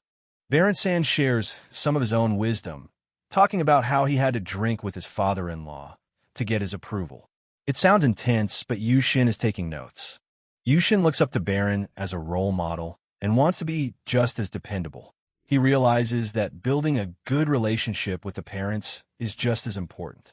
Peach-san asks him the big question: how often does he actually tell Nanami that he likes her? Yushin's silence says it all. He realizes that even though they're dating, he's never actually said those 3 little words out loud. The thought alone makes him start sweating. Peach-san warns him that girls get anxious if you don't express your feelings clearly. She tells him to just send a simple message if he can't say it to her face. Yushin starts spiraling, worried that a lack of communication will lead to a fatal mistake in their relationship. He's determined to fix this right now. After Peach-san logs off, Yushin is left alone with his thoughts. He knows he needs to make a move, even if it's just through a text message. He starts drafting a message on his phone, trying to find the perfect balance between sincere and cool. Ever since he types feels too stiff or just plain weird. In a moment of pure panic, he accidentally hits send on a message that just says, "I love you." He stares at the screen in horror as the read receipt pops up almost instantly. Meanwhile, we get a quick flashback to the night Nanami first met Yushin's parents. She had made a promise to herself to cherish him and make sure he felt the same way. She had properly introduced herself to his parents, even though it was a total coincidence. She wanted to clear any sins from her past and start fresh with his family. Back at school, Nanami tells her friends about the encounter. They tease her, saying it sounds like she's already asking for permission to marry their son. We see a memory of that unexpected kiss on the cheek again. It was a moment that lingered in her mind long after it happened, making her crave more. The actual meeting with his parents was quite intense. Yushin's mother, Shinobu, has a very stern and scary aura that caught Nanami off guard. Even so, seeing the affectionate way Yushin interacted with his mother left a huge impression on her. It was a bond she truly admired. Yushin's parents, Shinobu and Akira, had always been straightforward people. Seeing their son with a girl like Nanami was definitely a surprise for them. Shinobu eventually asked for Nanami's number, which was a huge step toward being accepted. Nanami was thrilled, even if she was still a bit intimidated. She also overheard the parents talking about an upcoming business trip that would leave Yushin home alone. She immediately saw an opportunity to help him out. His mother came up with a compromise. Nanami could come over and cook for him while they were away. It was the perfect win-win situation. The scene shifts to the two of them in the kitchen, cooking dinner together like a young married couple. They're both trying their best to look like they know what they're doing. Yushin's parents get a little too carried away with their approval, cheering them on from the sidelines. The young couple can't wait to escape back to her room. They finally make it back to her room, where things are a lot quieter. Yushin is still feeling the pressure of being alone with her after all that family drama. We're back to that intimate lap pillow moment.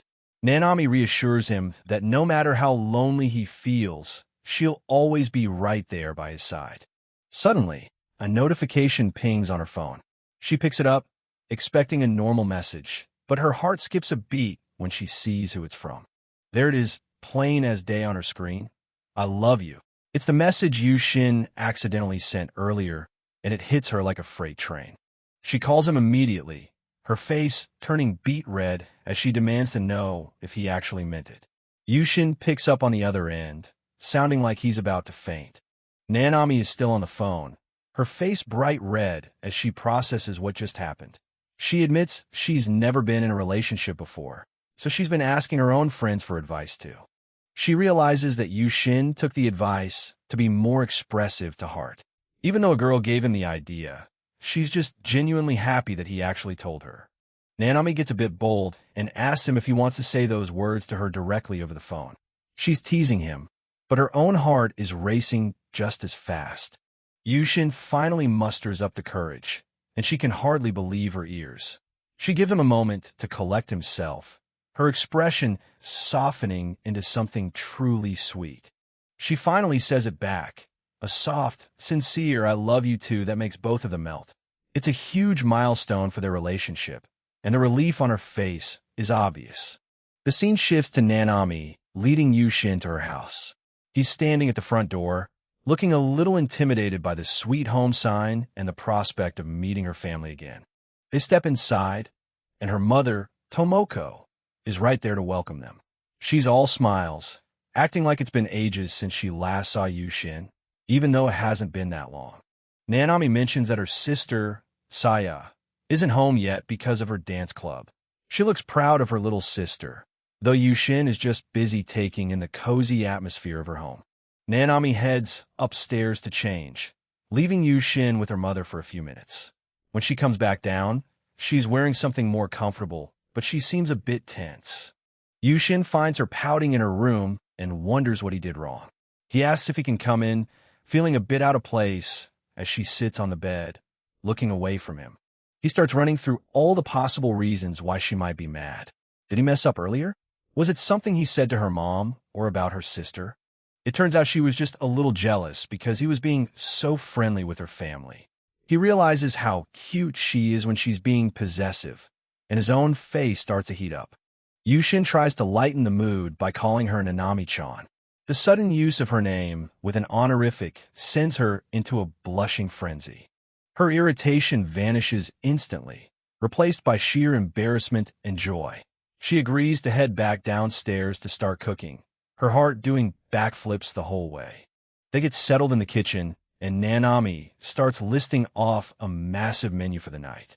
She's planned everything from mapo tofu to miso soup, acting every bit the domestic pro. Her mom and sister can't help but watch from the doorway, teasing the two of them about looking like a pair of newlyweds in their matching aprons. Nanami tries to ignore them, but she's clearly flustered. Nanami looks down at the mapo tofu packet, realizing it might be a bit advanced for a beginner like Yushin. She gives him a supportive look, ready to guide him through the process. She decides to take on the role of master chef and instructs him to be her assistant. Yushin plays along, happy to see her so enthusiastic and lively in the kitchen. From the sidelines, Saya comments on how Nanami always seems so cheerful when she's working on anything related to Yushin. Nanami tells her to stop messing around and focus on her own business. They start with the root vegetables, and Nanami shows off her impressive peeling skills. Yushin tries to follow her lead, but he's clearly struggling to keep up with her pace. Nanami notices his technique is a bit dangerous and steps in to help. She stands right behind him, guiding his hands as if it's the most natural thing in the world. Yushin is trying his best to focus on the carrots, but having her so close is making it impossible to think straight. He manages to finish a few, and she praises him for a job well done. She gets even more playful, demonstrating how to hold his hands like a cat's paws while cutting. She's leaning into the domestic girlfriend roll hard, and Yushin is just along for the ride. Saya and her mom are still watching, and the sister finally calls Nanami out for being a bit too brazen. Nanami realizes how close she's standing and immediately jumps back, apologizing profusely. Amidst the chaos, the knife slips, and Yushin accidentally cuts his finger. Nanami panics instantly, her eyes widening as she sees the blood. In a move that shocks everyone, including Yushin, she immediately grabs his finger and puts it in her mouth to stop the bleeding. The kitchen goes dead silent as the sister runs to get the first aid kit. Yushin is frozen in place, his face redder than the mapo tofu. Nanami eventually realizes what she just did and starts stammering, her cool facade completely shattered. Saya returns with the medical kit, and they get him patched up. Nanami is still apologizing, but Yushin is just relieved that the wound wasn't actually that deep. Once the drama subsides, they finally finish the meal. Her mom watches them with a warm smile, commenting on how well they work together and what a great husband Yushin would make. After eating way too much, Nanami is practically in a food coma. She stretches out and flops on her bed, completely ignoring the fact that Yushin is still right there. Tomoko is caught on camera, or maybe she's the one recording, capturing the wholesome moment. She's thrilled that her plan to leave them alone to cook worked out so well. Nanami sits up and asks Yushin if his finger still hurts. She leans in close again, checking the bandage with a worried expression that makes his heart skip a beat. She gets a bit too close for comfort, and, for a second, it looks like she might do something even more bold. Yushin is staring at her, completely captivated by how intense she's acting. She suddenly asks if he wants to lie down with her.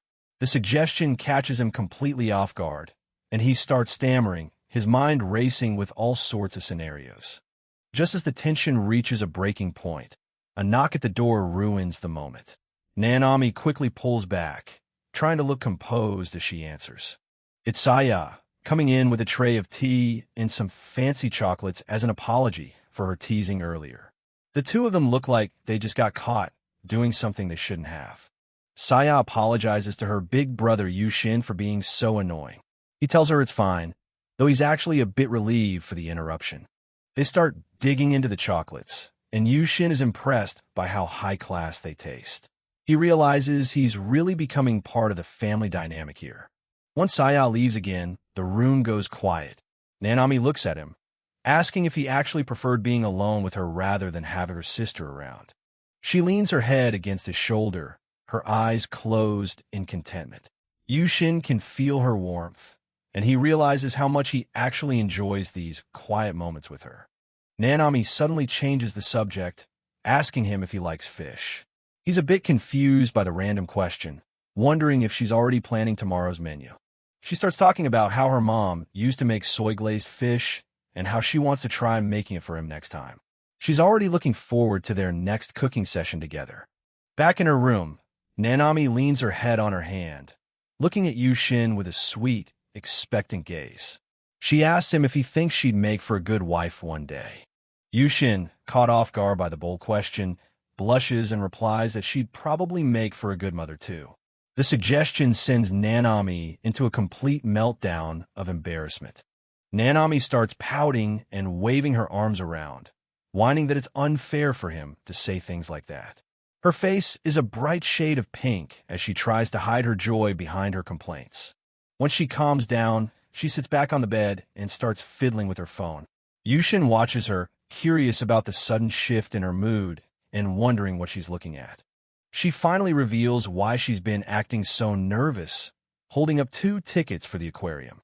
She explains that her mother won them and gave them to her. Yushin is so embarrassed by the roundabout way she asked him out that he practically folds himself in half on the floor.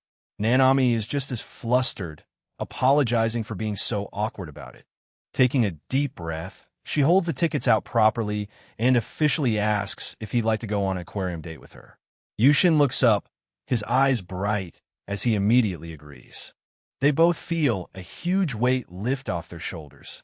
They start discussing whether to go on Saturday or tomorrow, but their conversation is interrupted by a persistent buzzing from Nanami's phone. Nanami checks the message, and her expression quickly turns from excitement to disappointment. She tells Yushin that something has come up and they might not be able to go tomorrow after all. The next day, instead of the aquarium, they find themselves at a high-end hair salon. A stylish man with striking black and white hair greets them with a warm, energetic smile.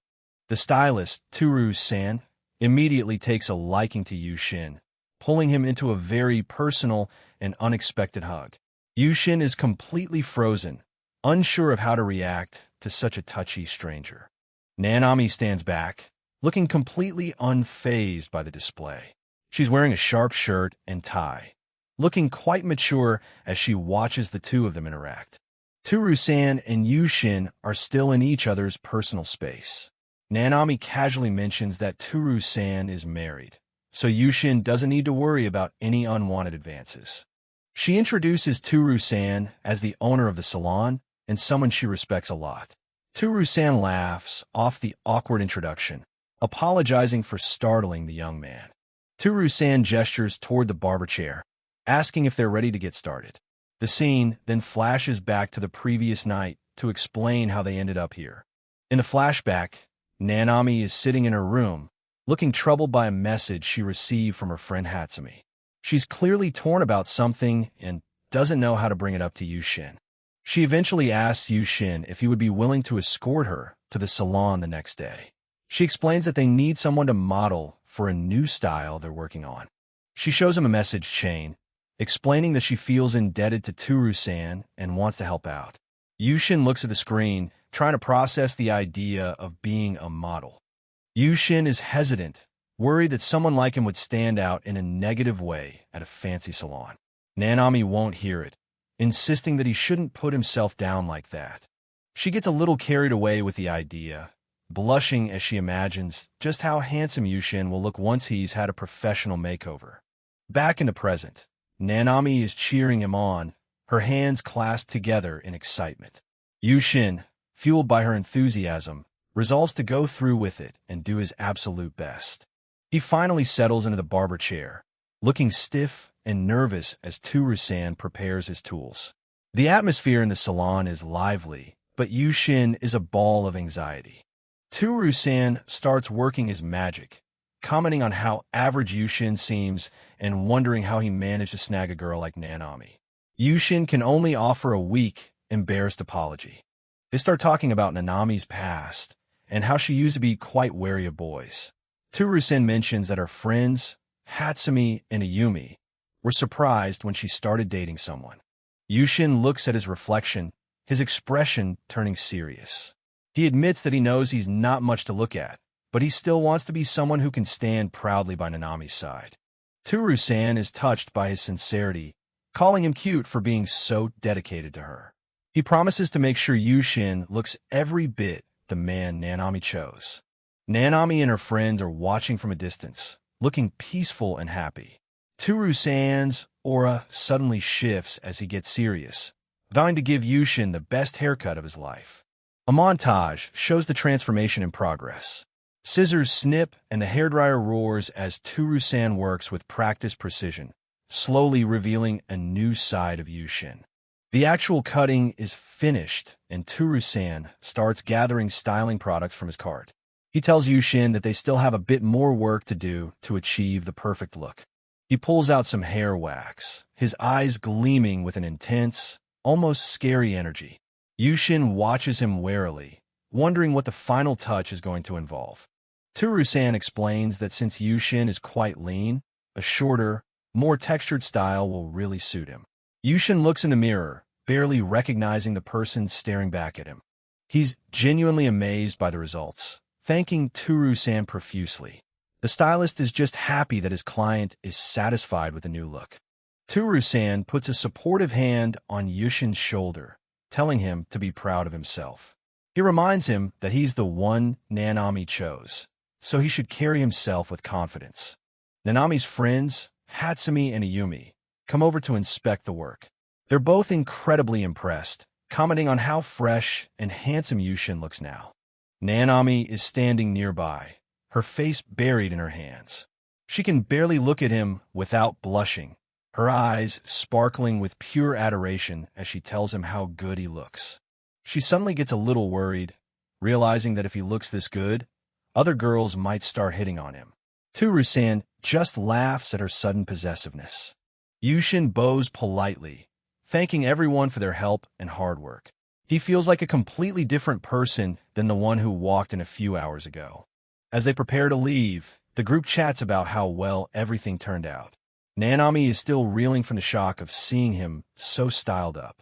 Before they go, Turu-san hands Yushin some styling wax for free, telling him he'll need it to maintain the look. He jokes about being the one to do their hair for their wedding one day. The scene jumps to the next day. Yushin is running through the city, checking his phone in a panic. It's 9:27, and he's worried about being late for their rescheduled date.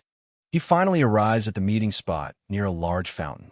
He's out of breath, but pumped up, his new haircut still looking sharp as he waits for Nanami to appear.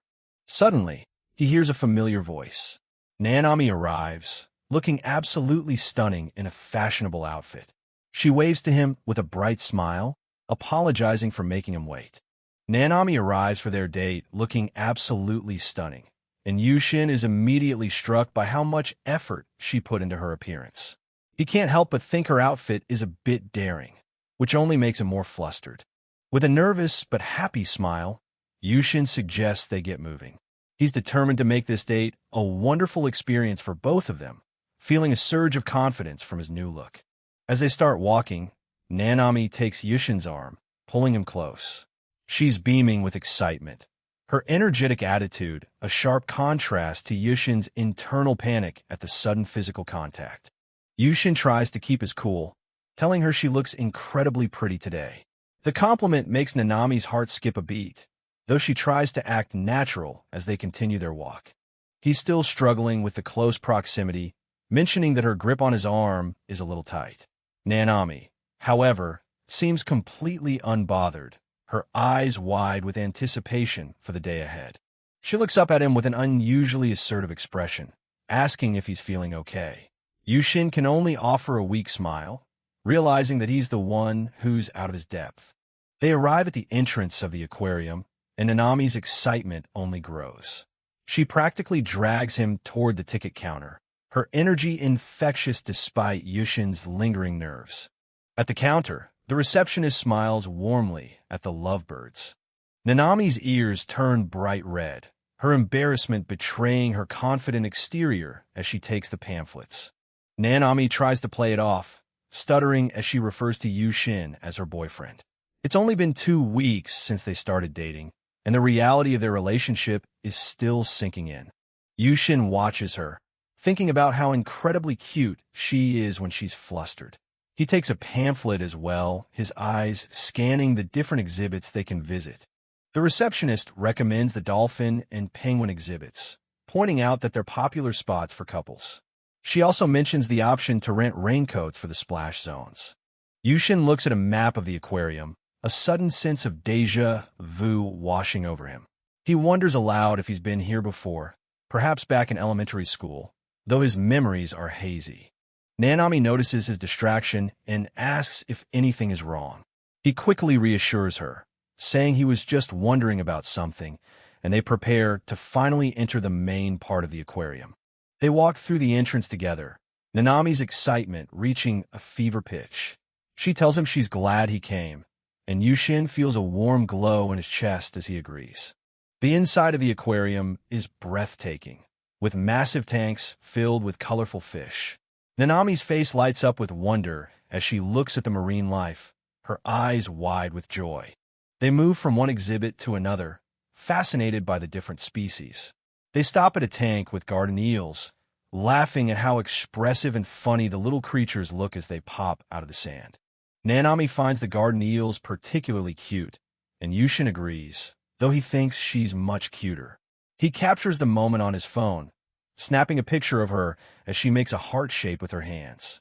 She insists on taking one of him too, but Yushin is hesitant, still not used to being the center of attention. They share a light-hearted moment of bickering over who should be the subject of the next photo. They continue their tour, passing by a giant tank filled with sharks and rays. The sheer scale of the aquarium is impressive, and they both feel like kids again as they explore every corner.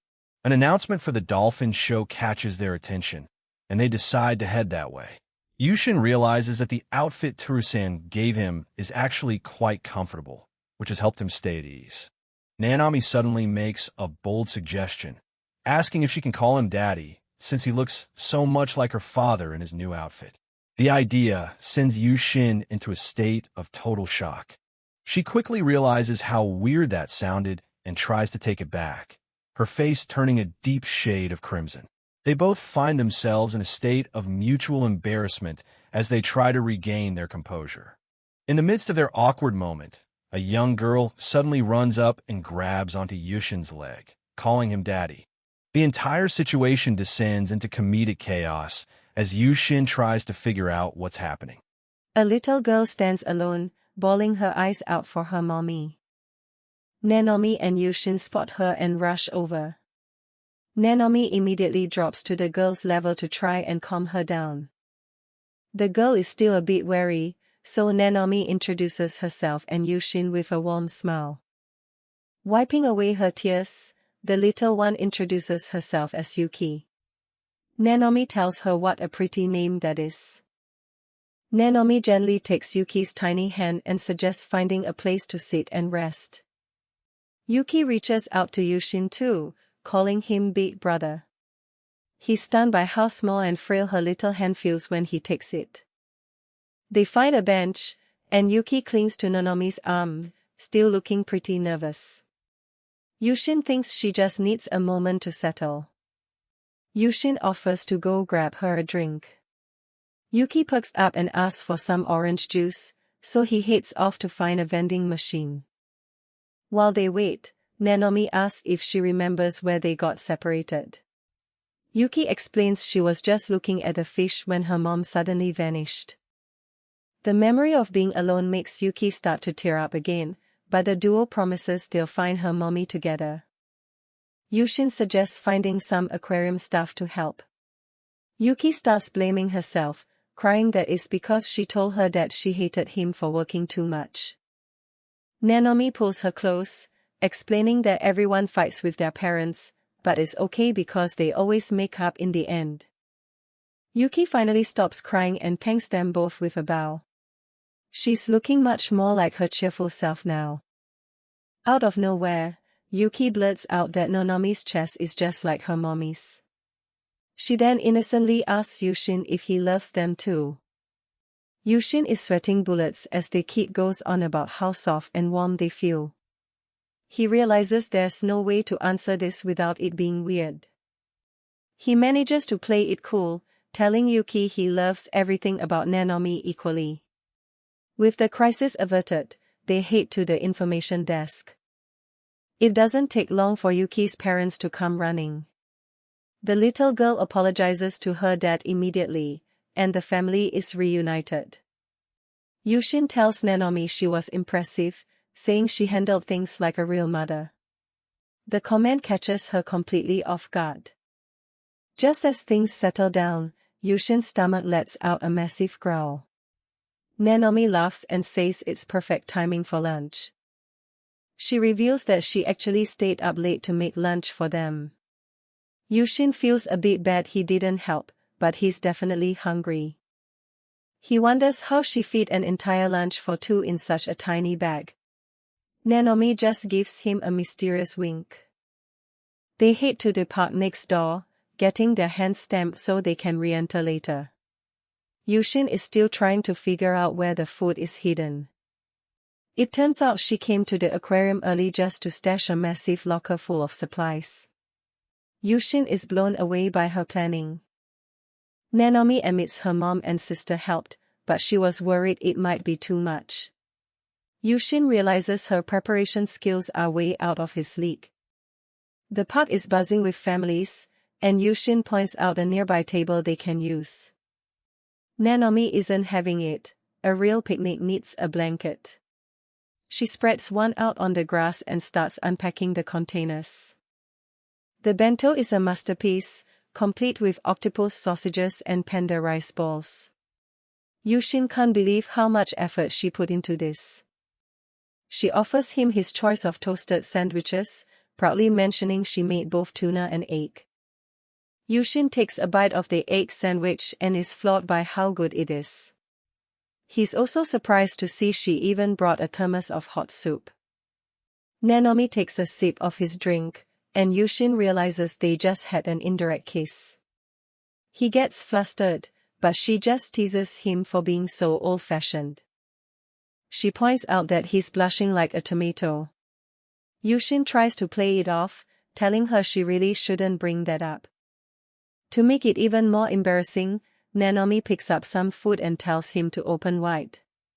Yushin tries to act like he's too mature for this. Despite his protests, he lets her feed him. He thinks to himself that she does it so seamlessly, even if it's killing him inside. He decides to return the favor and feeds her a bite. Nanomi happily eats it without a second thought, which surprises him. Nanomi smiles and suggests they should start making meals for each other more often. Yushin realizes her excitement has finally pushed past her shyness. As he eats, Yushin finds himself imagining a future where they live together and start every morning just like this. After finishing the meal, Yushin lets out a big yawn. Nanomi pats her lap and tells him to hop on for a quick nap. He reluctantly lays his head down, feeling the soft weight of her hands on his hair. She tells him it's okay to rest and that she'll wake him up later. Yushin feels guilty for being the one taken care of, but he can't fight the exhaustion. He drifts off as the afternoon sun hits them. He suddenly finds himself in a dream, back at the school where everything started. He sees Nanomi standing there in her school uniform. He watches the moment she first confessed to him, wondering what his life would be like if he'd actually rejected her back then.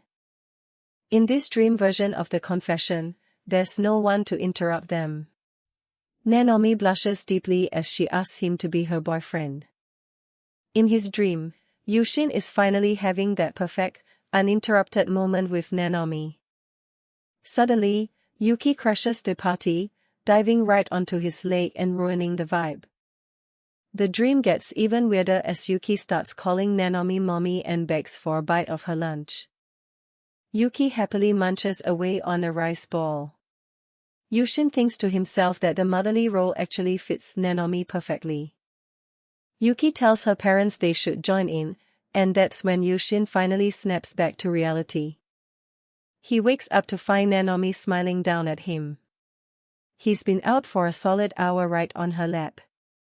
He immediately panics, worried his head was too heavy, but she just laughs and uses a cushion to rest her legs. She shows him a picture on her phone of Yuki coming over to help her finish the bento while he was dead to the world. Nanomi apologizes for not waking him, but says he just looked way too peaceful to disturb. She mentions Yuki headed off to the dolphin show. Yushin is gutted because he knows he was supposed to take Nanomi there. Nanomi tells him not to beat himself up over it. They can just catch the show next time they come. She says she wants their relationship to be the kind where they can just laugh off little mistakes like this. Yushin is touched. He realizes how much effort she's put into making sure today was a success for both of them. She leans into him, acting a bit like a spoiled kid. He wonders what kind of sweet dreams she's having now. Eventually, it's time to pack up. Yushin feels refreshed, though he wonders if he drifted off one last time. They head over to the penguin exhibit. Nanomi is in her element, posing for photos and having a blast. As the sun starts to set, they decide to make one last stop at the gift shop. Yushin heads off to the restroom while Nanomi goes to fix her makeup before they leave. They meet back up, and Nanomi is already browsing for souvenirs to bring back for everyone. Yushin surprises her with a little dolphin keychain as a thank you gift. He's even got a matching one for himself. To his absolute shock, she leans in and gives him a quick kiss on the cheek. She admits she was a little jealous of Yuki earlier. They head back to Nanomi's house, both absolutely buzzing from how well the day went. As soon as they walk through the door, Nanomi's mom, Barreto Tomoko, is there to welcome them home. The mom is immediately full of energy, complimenting Nanomi on how pretty she looks. Yushin is a bit overwhelmed. Nagomi explains that Nanomi's dad had to stay late for work, so she's glad Yushin is there to keep them company. Nanomi heads off to change, leaving Yushin alone in the kitchen with her mom. He's suddenly very aware of the situation. Nagomi suggests they have a little heart-to-heart while the girls are busy in the shower. She tells him there's no need to be so stiff. Yushin admits he's still surprised by how young she looks, and she's clearly flattered by the sister comparison. She asks him point-blank if they had a good time today. Yushin can't help but smile as he confirms it was great. Hearing that, Nagomi gets a little teary-eyed. She tells him she's just so relieved to hear he's enjoying himself. Yushin mentions that it was actually the friend Tomoko who hooked them up with the tickets for the aquarium. Nagomi reveals that the punishment game was actually a coordinated effort by Nanomi's friends, Tomoko and Mihin. She winks and tells him it's a secret, but Yushin is starting to realize there was more to that haircut than just a style change. Nagomi explains that the girls really do just want what's best for the two of them. Yushin isn't sure how to feel about that. She drops a bombshell, explaining that Nanomi's gal look is actually a shield because she's incredibly shy and sensitive around boys. Nagomi shows him a photo of Nanomi from before the transformation. She says her daughter is still struggling inside. Yushin looks her in the eye and promises he won't let anyone hurt her. He's determined to be the person she can actually rely on. Nagomi is clearly moved by his sincerity. She asks if they'll stay together even when things get tough, and he doesn't hesitate to say yes. The serious mood is broken when Nanomi finally comes out of the shower. Her mom thanks Yushin one last time for his kind words. Then, she immediately turns into a chaos agent, asking if the two of them kiss today. Nanomi is instantly mortified. Nanomi, wearing nothing but a long t-shirt, is absolutely stunned by her mom's lack of a filter. Nagomi teases her, saying she even told Nanomi to go for a big peck on the lips. Nanomi is blushing hard enough to power a small city. Nagomi is in full teasing mode, with the friends Tomoko and Mihin joining in. They've already figured out that Nanomi gave Yushin a kiss on the cheek. Yushin is caught in the middle of their playful interrogation, while the other girls find the whole situation adorable. Nanomi's face is a bright shade of crimson as she tries to process her mom and friends ganging up on her. Later, in the quiet of his room, Yushin lets out a long breath. He decides to log into his game to clear his head and consult his online mentor. His in-game avatar, Baron, meets up with Kenyon, who is absolutely floored by the romantic progress he's hearing about. Kenyon jokingly calls him a skirt chaser, but Baron quickly defends himself, pointing out that all of Nanomi's friends are already taken. Kenyon's imagination goes wild, worrying about potential love triangles, but Baron assures him that's not the case at all. Baron mentions that the only single person left is Nanomi's younger sister, which sends Kenyon into a dramatic, tearful exit in his mind. The conversation turns to the punishment game and the mom's suggestion that they sleep in the same bed. Kenyon's imagination takes another leap, picturing a perfect, romantic scene of a boy and girl sharing a bed. He even imagines Nanomi in nothing but a towel, asking Baron to stay with her. Baron's stress levels are hitting the roof. Kenyon asks if he really thinks he can handle a situation like that. Baron is starting to get seriously nervous just thinking about the possibilities. Kenyon sends a message saying it takes immense courage for a girl to make a move like that, which hits home for Yushin. Suddenly, his mental image of Nanomi appears in a provocatively short nightie, catching him off guard. Back in reality, things take a turn for the chaotic as Nanomi clings to him, smelling distinctly of alcohol. Yushin's eyes bulge as Tomoko and Mihin suddenly appear in revealing nightwear, looking equally flustered. The girls announce they're wearing matching sets. Yushin is trapped in a room full of girls in lingerie and has no idea where to look. Tomoko explains that they accidentally ate chocolates filled with bourbon, and it turns out Nanomi has zero tolerance for alcohol. A very drunk and very clingy Nanomi demands Yushin's attention, leaving her friends to beat a hasty retreat. The two friends wish them luck as they abandon Yushin to deal with the intoxicated Nanomi alone. Nanomi wraps her arms around him from behind, declaring that she finally has him all to herself. Yushin is practically vibrating with tension. She looks up at him with misty eyes and asks if he enjoyed their date today. He can't help but smile as he tells her he did. Her hands start wandering, and she begins complimenting his muscles, comparing his warmth to her father's. Before things can get any more awkward, the alcohol finally wins, and Nanomi drifts off to sleep right there on his back. Yushin lets out a massive sigh of relief. He looks down at her peaceful sleeping face and realizes just how much he cares about her. He carefully tries to tuck her into bed, moving with the precision of a bomb technician to make sure he doesn't wake her up. Just as he thinks he's safe, Nanomi's eyes flutter open. "Did I wake you up?" he asks softly. Instead of answering, she reaches out and grabs his hand, pulling him closer with a look of pure mischief. She gives him a playful wink and tells him, "Have a good night," leaving him completely stunned. Yushin beats a quick retreat from the room, deciding he's either sleeping on the couch or staying up all night to stay sane. He walks right into the hallway only to find the wingwomen, Nagomi, Tomoko, and Mihane, waiting for him with cameras out. They proudly declare themselves Nanomi's wingwomen and start critiquing his performance throughout the night.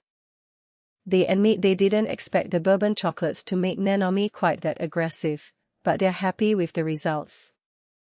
It turns out Nagomi was the one who called the friends over that morning to set the whole plan in motion. The scene shifts to earlier that day, with Nagomi sitting across from Tomoko and Mihane at the dining table. Nagomi has a terrifyingly intense look in her eyes as she demands they explain the dare they gave her daughter. The two friends are frozen in fear, realizing they might have underestimated how protective Nanomi's mom could be. They try to stammer out an explanation, and the tension finally starts to break when Nagomi lets out a little chuckle. She smiles warmly and tells them she didn't mean to scare them, she's just genuinely curious about this affair. Nagomi point-blank asks if they were the ones who handpicked Yushin for the role of the boyfriend. The girls admit they did their research, believing that Yushin was the perfect guy to help Nanomi come out of her shell. Tomoko shows Nagomi the full list of candidates they had vetted. Nagomi is impressed by their detective-level dedication to their friend's love life. Tomoko and Mihane explain that they each have their own dreams to pursue, and they've always worried that Nanomi would be left all alone once they go their separate ways. That's why they've been so overprotective, trying to help her make friends and even guiding her fashion choices. They show Nagomi the list they meticulously compiled of every boy in their grade, looking for someone who could take care of Nanomi. This list represents a year of effort, as they tried to find a perfect fit to ensure she would never be bullied or isolated again. Tomoko admits they initially thought dressing Nanomi up as a gal would elevate her social status, even though they feared she might hate the style. To their relief, she actually enjoyed it. Then, they began their search for the right guy, meticulously vetting candidates. That was when they found Yushin Mizumai. He wasn't a pushover or a brute, he simply didn't care about the gossip. They felt he was the best match for her, and the rest is history, though they never expected Nanomi to fall quite so hard for him. They've been impressed by how mature Yushin has been, and how much he's willing to do for Nanomi. After her makeover, she became incredibly popular and was constantly swarmed with confessions, which made her friends even more uneasy. Knowing they couldn't stay by her side forever, they decided to pass their protective duties on to him. They figure that with a boyfriend like Yushin, other guys will finally stop hitting on her, and they won't have to worry about her future. Nagomi listens quietly, noting the deep bond between the three girls. Tomoko and Mihane are confident that Yushin will protect Nanomi just as well as they have. They feel like they have nothing more to worry about with a guy as great as him. When Nagomi asks why they're going to such extreme lengths for Nanomi, the answer is simple for both of them: she's like family. They've even found their own boyfriends through all the social maneuvering they did on her behalf. Tomoko tells Nagomi they'd do anything for their friend, no matter what. Nagomi is genuinely touched and grateful that her daughter has such devoted friends who care for her so deeply. However, Nagomi's expression suddenly turns dark and intimidating. She leans in and suggests that the two girls might need to start setting some boundaries, reminding them that they've been manipulating people's lives. Nagomi notes that while things have worked out smoothly so far because of the kind of person Yushin is, they still need to apologize to him for their meddling. The girls are momentarily cowed by her intense gaze.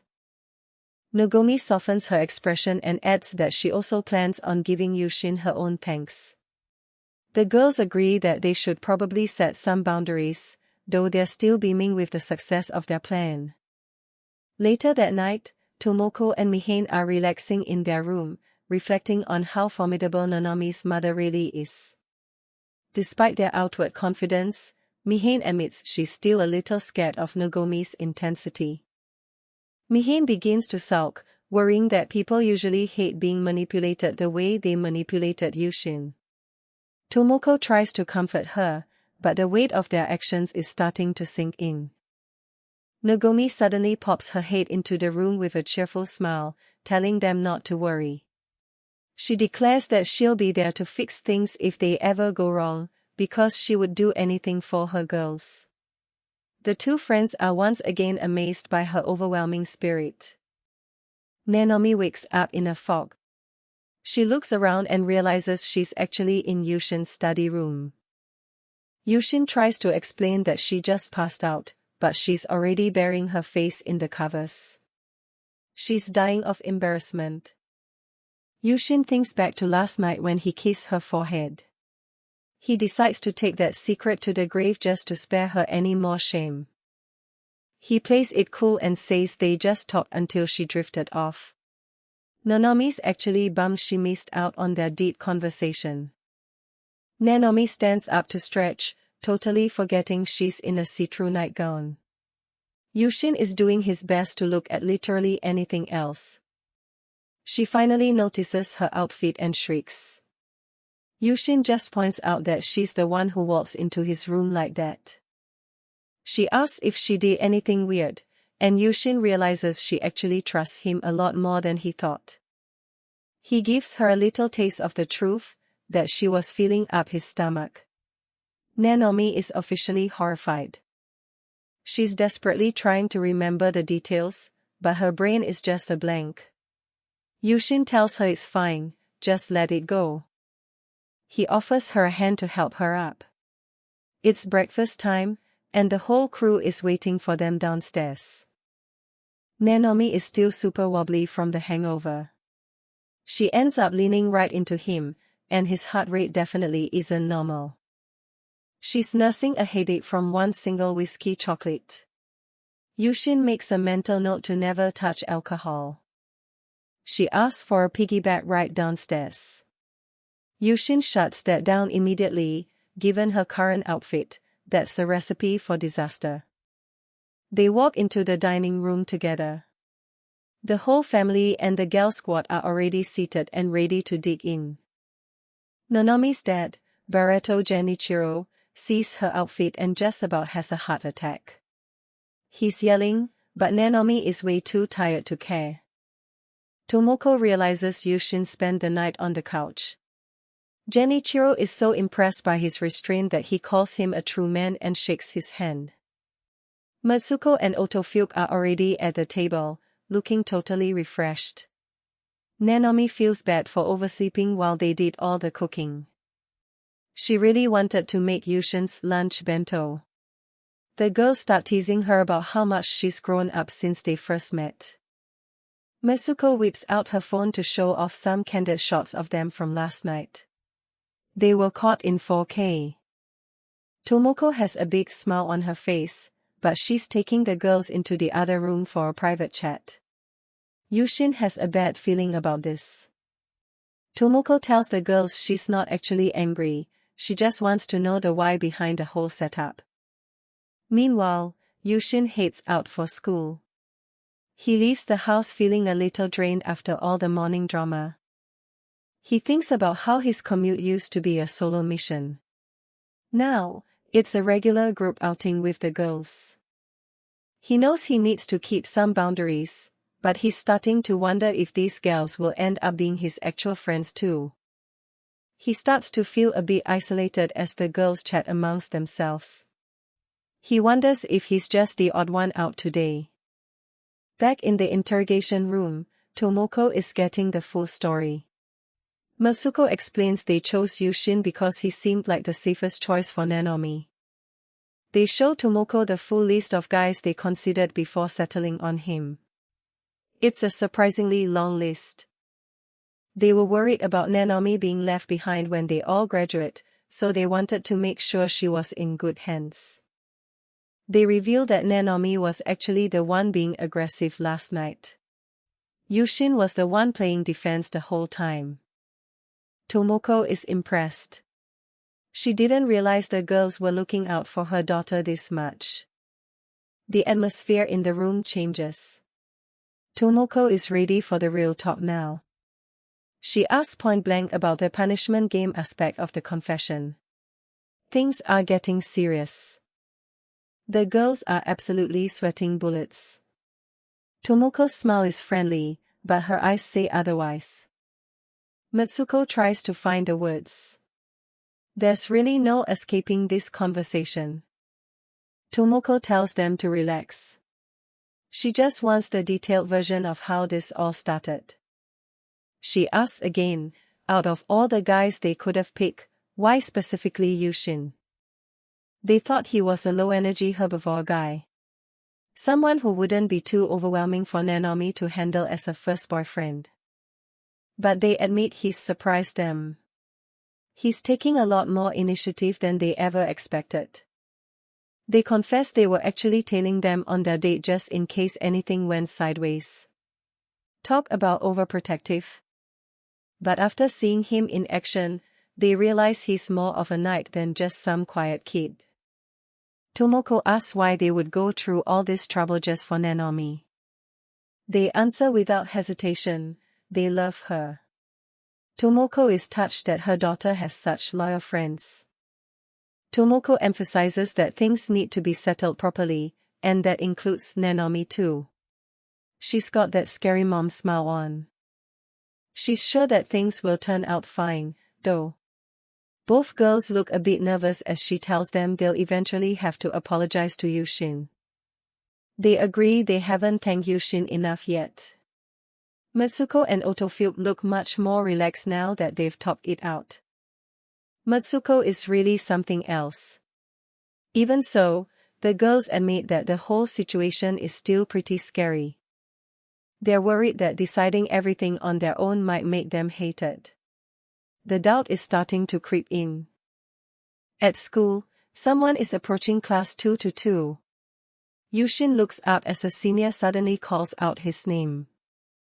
The upperclassman, Komo-senpai, gets right in his face. He's heard a rumor that Yushin cheated on Nanomi and got dumped. Nanomi walks up with a big smile and tells the guy they're doing just fine. The senior is completely blindsided. She gives Yushin a huge hug from behind right in front of everyone. Mitsuko is already there, snapping a photo of the moment. The senior is totally confused. He thought he heard rumors that they were on the rocks, but this looks like the exact opposite of that. He admits he heard 3 different rumors, that Yushin was cheating, that he got dumped, and even that he had a harem. The girls just laugh it off. They know none of those are true. Nanomi points out that some people just like to daydream. Yushin realizes his first mistake was not walking to class with Nanomi this morning. A simple stomachache caused all this drama. The senior apologizes, saying he should have checked for himself instead of listening to the gossip. Rumors really are a pain.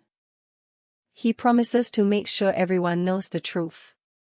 He's actually a pretty straightforward guy once you get past the intensity. Yushin decides to just leave it at that.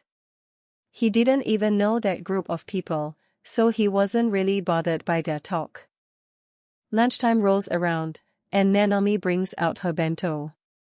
But they're suddenly surrounded by a whole crowd of girls. One of the girls grabs Yushin and pulls him away, acting like he's some kind of cheating bastard. He's got no idea what's happening. They're all trying to comfort Nanomi, thinking she's the victim.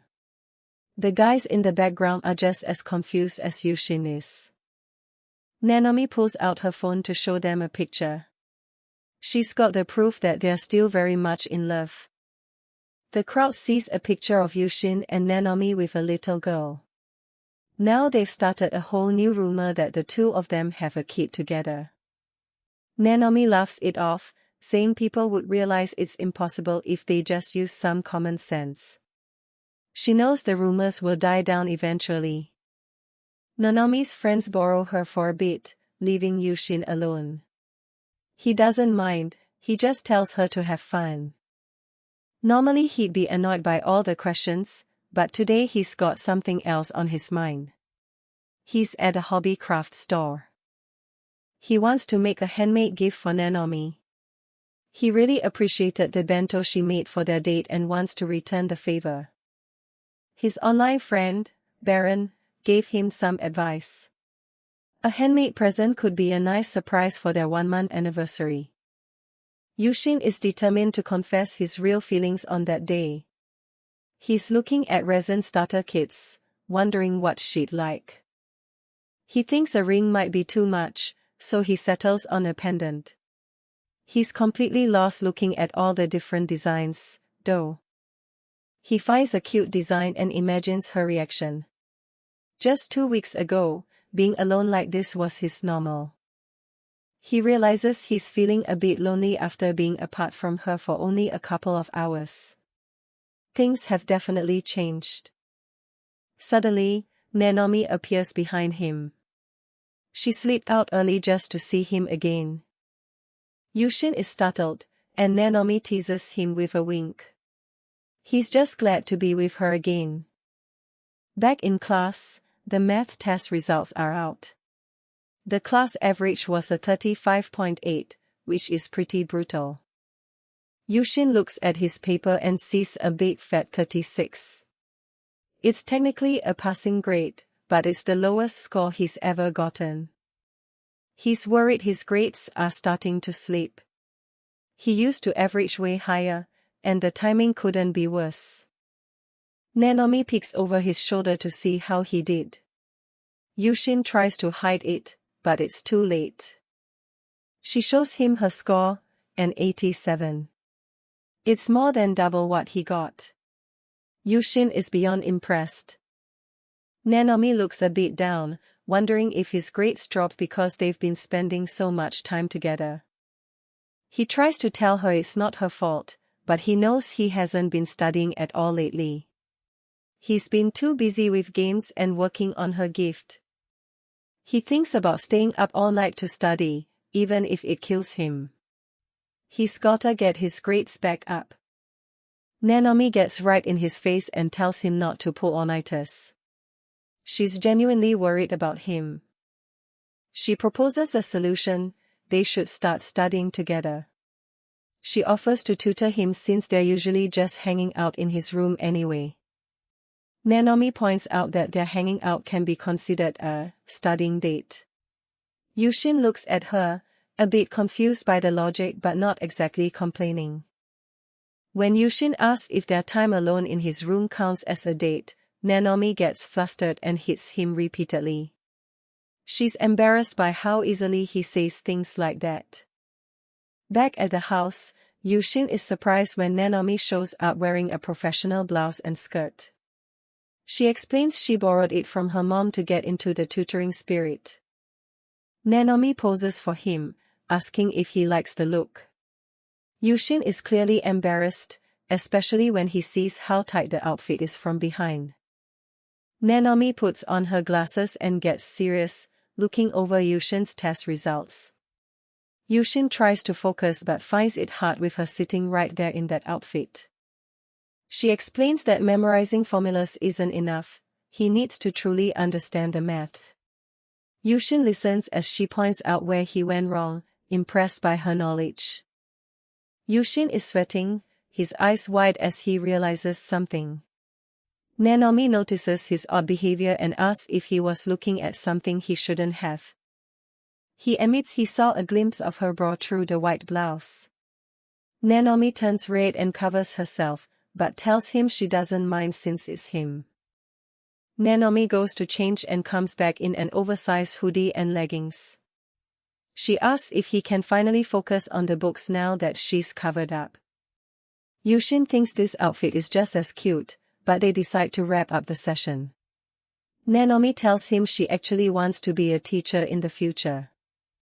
Yushin imagines her as a popular teacher, though he worries she'd be too popular with the male students and even her co-workers. Nanomi suddenly leans over the table, getting very close to Yushin's face. He panics as she teases him for being so worried about her future popularity. She mentions wearing a ring, which makes Yushin's heart skip a beat. He realizes he still needs to work on the handmade gift he's planning for her. The front door opens and Yushin's mother, Shinobu, walks in. She announces with a flourish that everyone, including the Barreto family, is going on a hot spring trip. We flash back to a bit earlier. Yushin was thinking about how much he wanted to thank Nanomi for her help with his studies. He gathers his courage and asks her on a real date for the coming weekend. Nanomi is overjoyed and accepts immediately, happy to take a break. Nanomi is so excited that she even looks forward to studying more once they get back. Yushin feels a bit guilty since she's been doing so much for him. Back in the present, Shinobu stands tall and repeats her plan. Yushin and Nanomi are completely caught off guard by the sudden news of a family trip. Shinobu greets the kids, noticing they seem to be in good spirits. Nanomi is polite, but Yushin is still processing the hot spring announcement. Nanomi is surprised that Shinobu has been talking to her mother, Tomoko. It turns out the two moms have become fast friends and planned this together. Nanomi apologizes for her behavior the previous week, but Shinobu tells her not to worry about it at all. She's just happy they're getting along. The group gathers in the kitchen as Shinobu suggests having some tea and cake. Yushin is still confused about how the two mothers became such good friends. While Yushin drinks his tea, Shinobu asks if he enjoyed staying over at Nanomi's place. He accidentally chokes on his drink, caught off guard by the question. Nanomi teases him, saying it's refreshing to see him so flustered.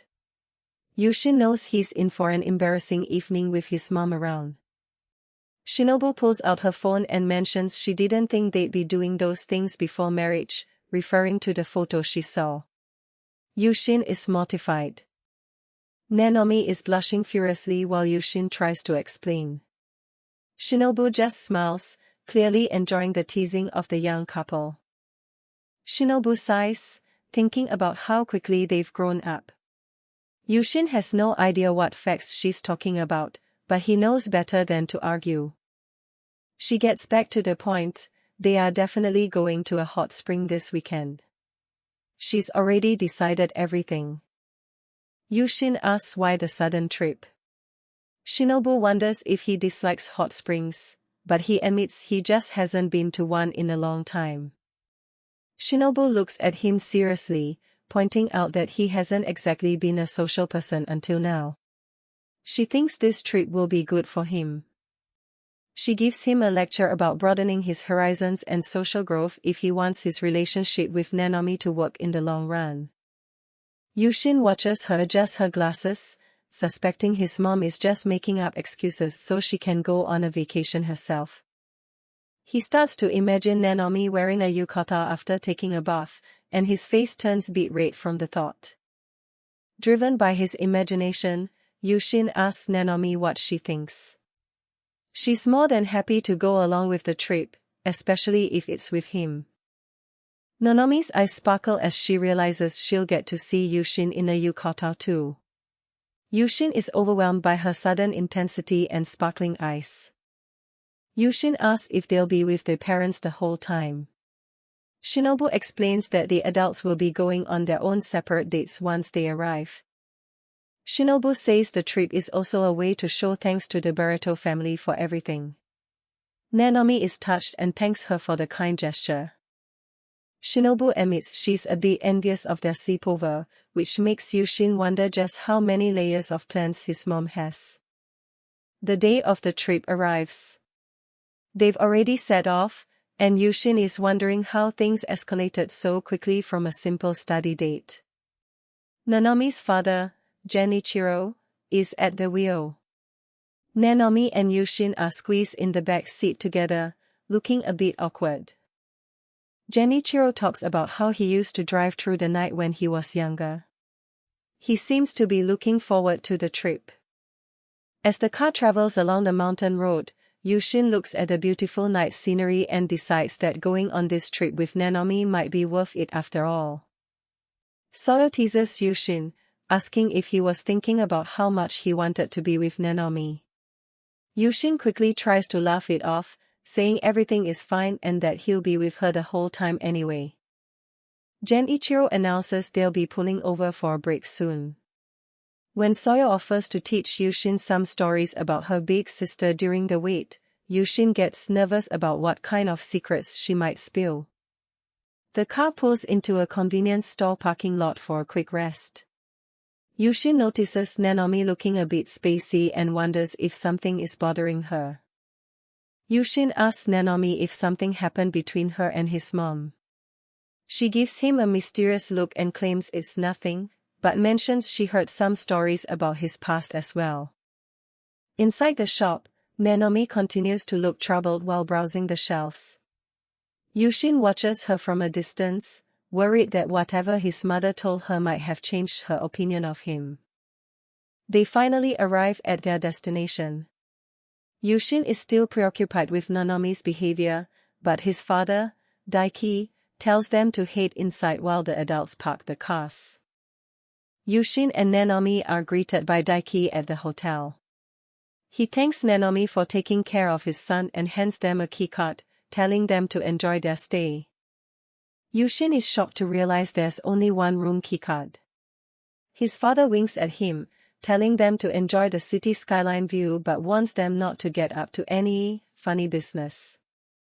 The two of them walk down the long hotel corridor in silence, their hearts racing. Yushin tentatively uses the keycard to open the door to room 506. They step inside to find a spacious, beautiful room with two large beds and a stunning view of the city. The realization that they're truly alone together for the night makes both their hearts pound loudly.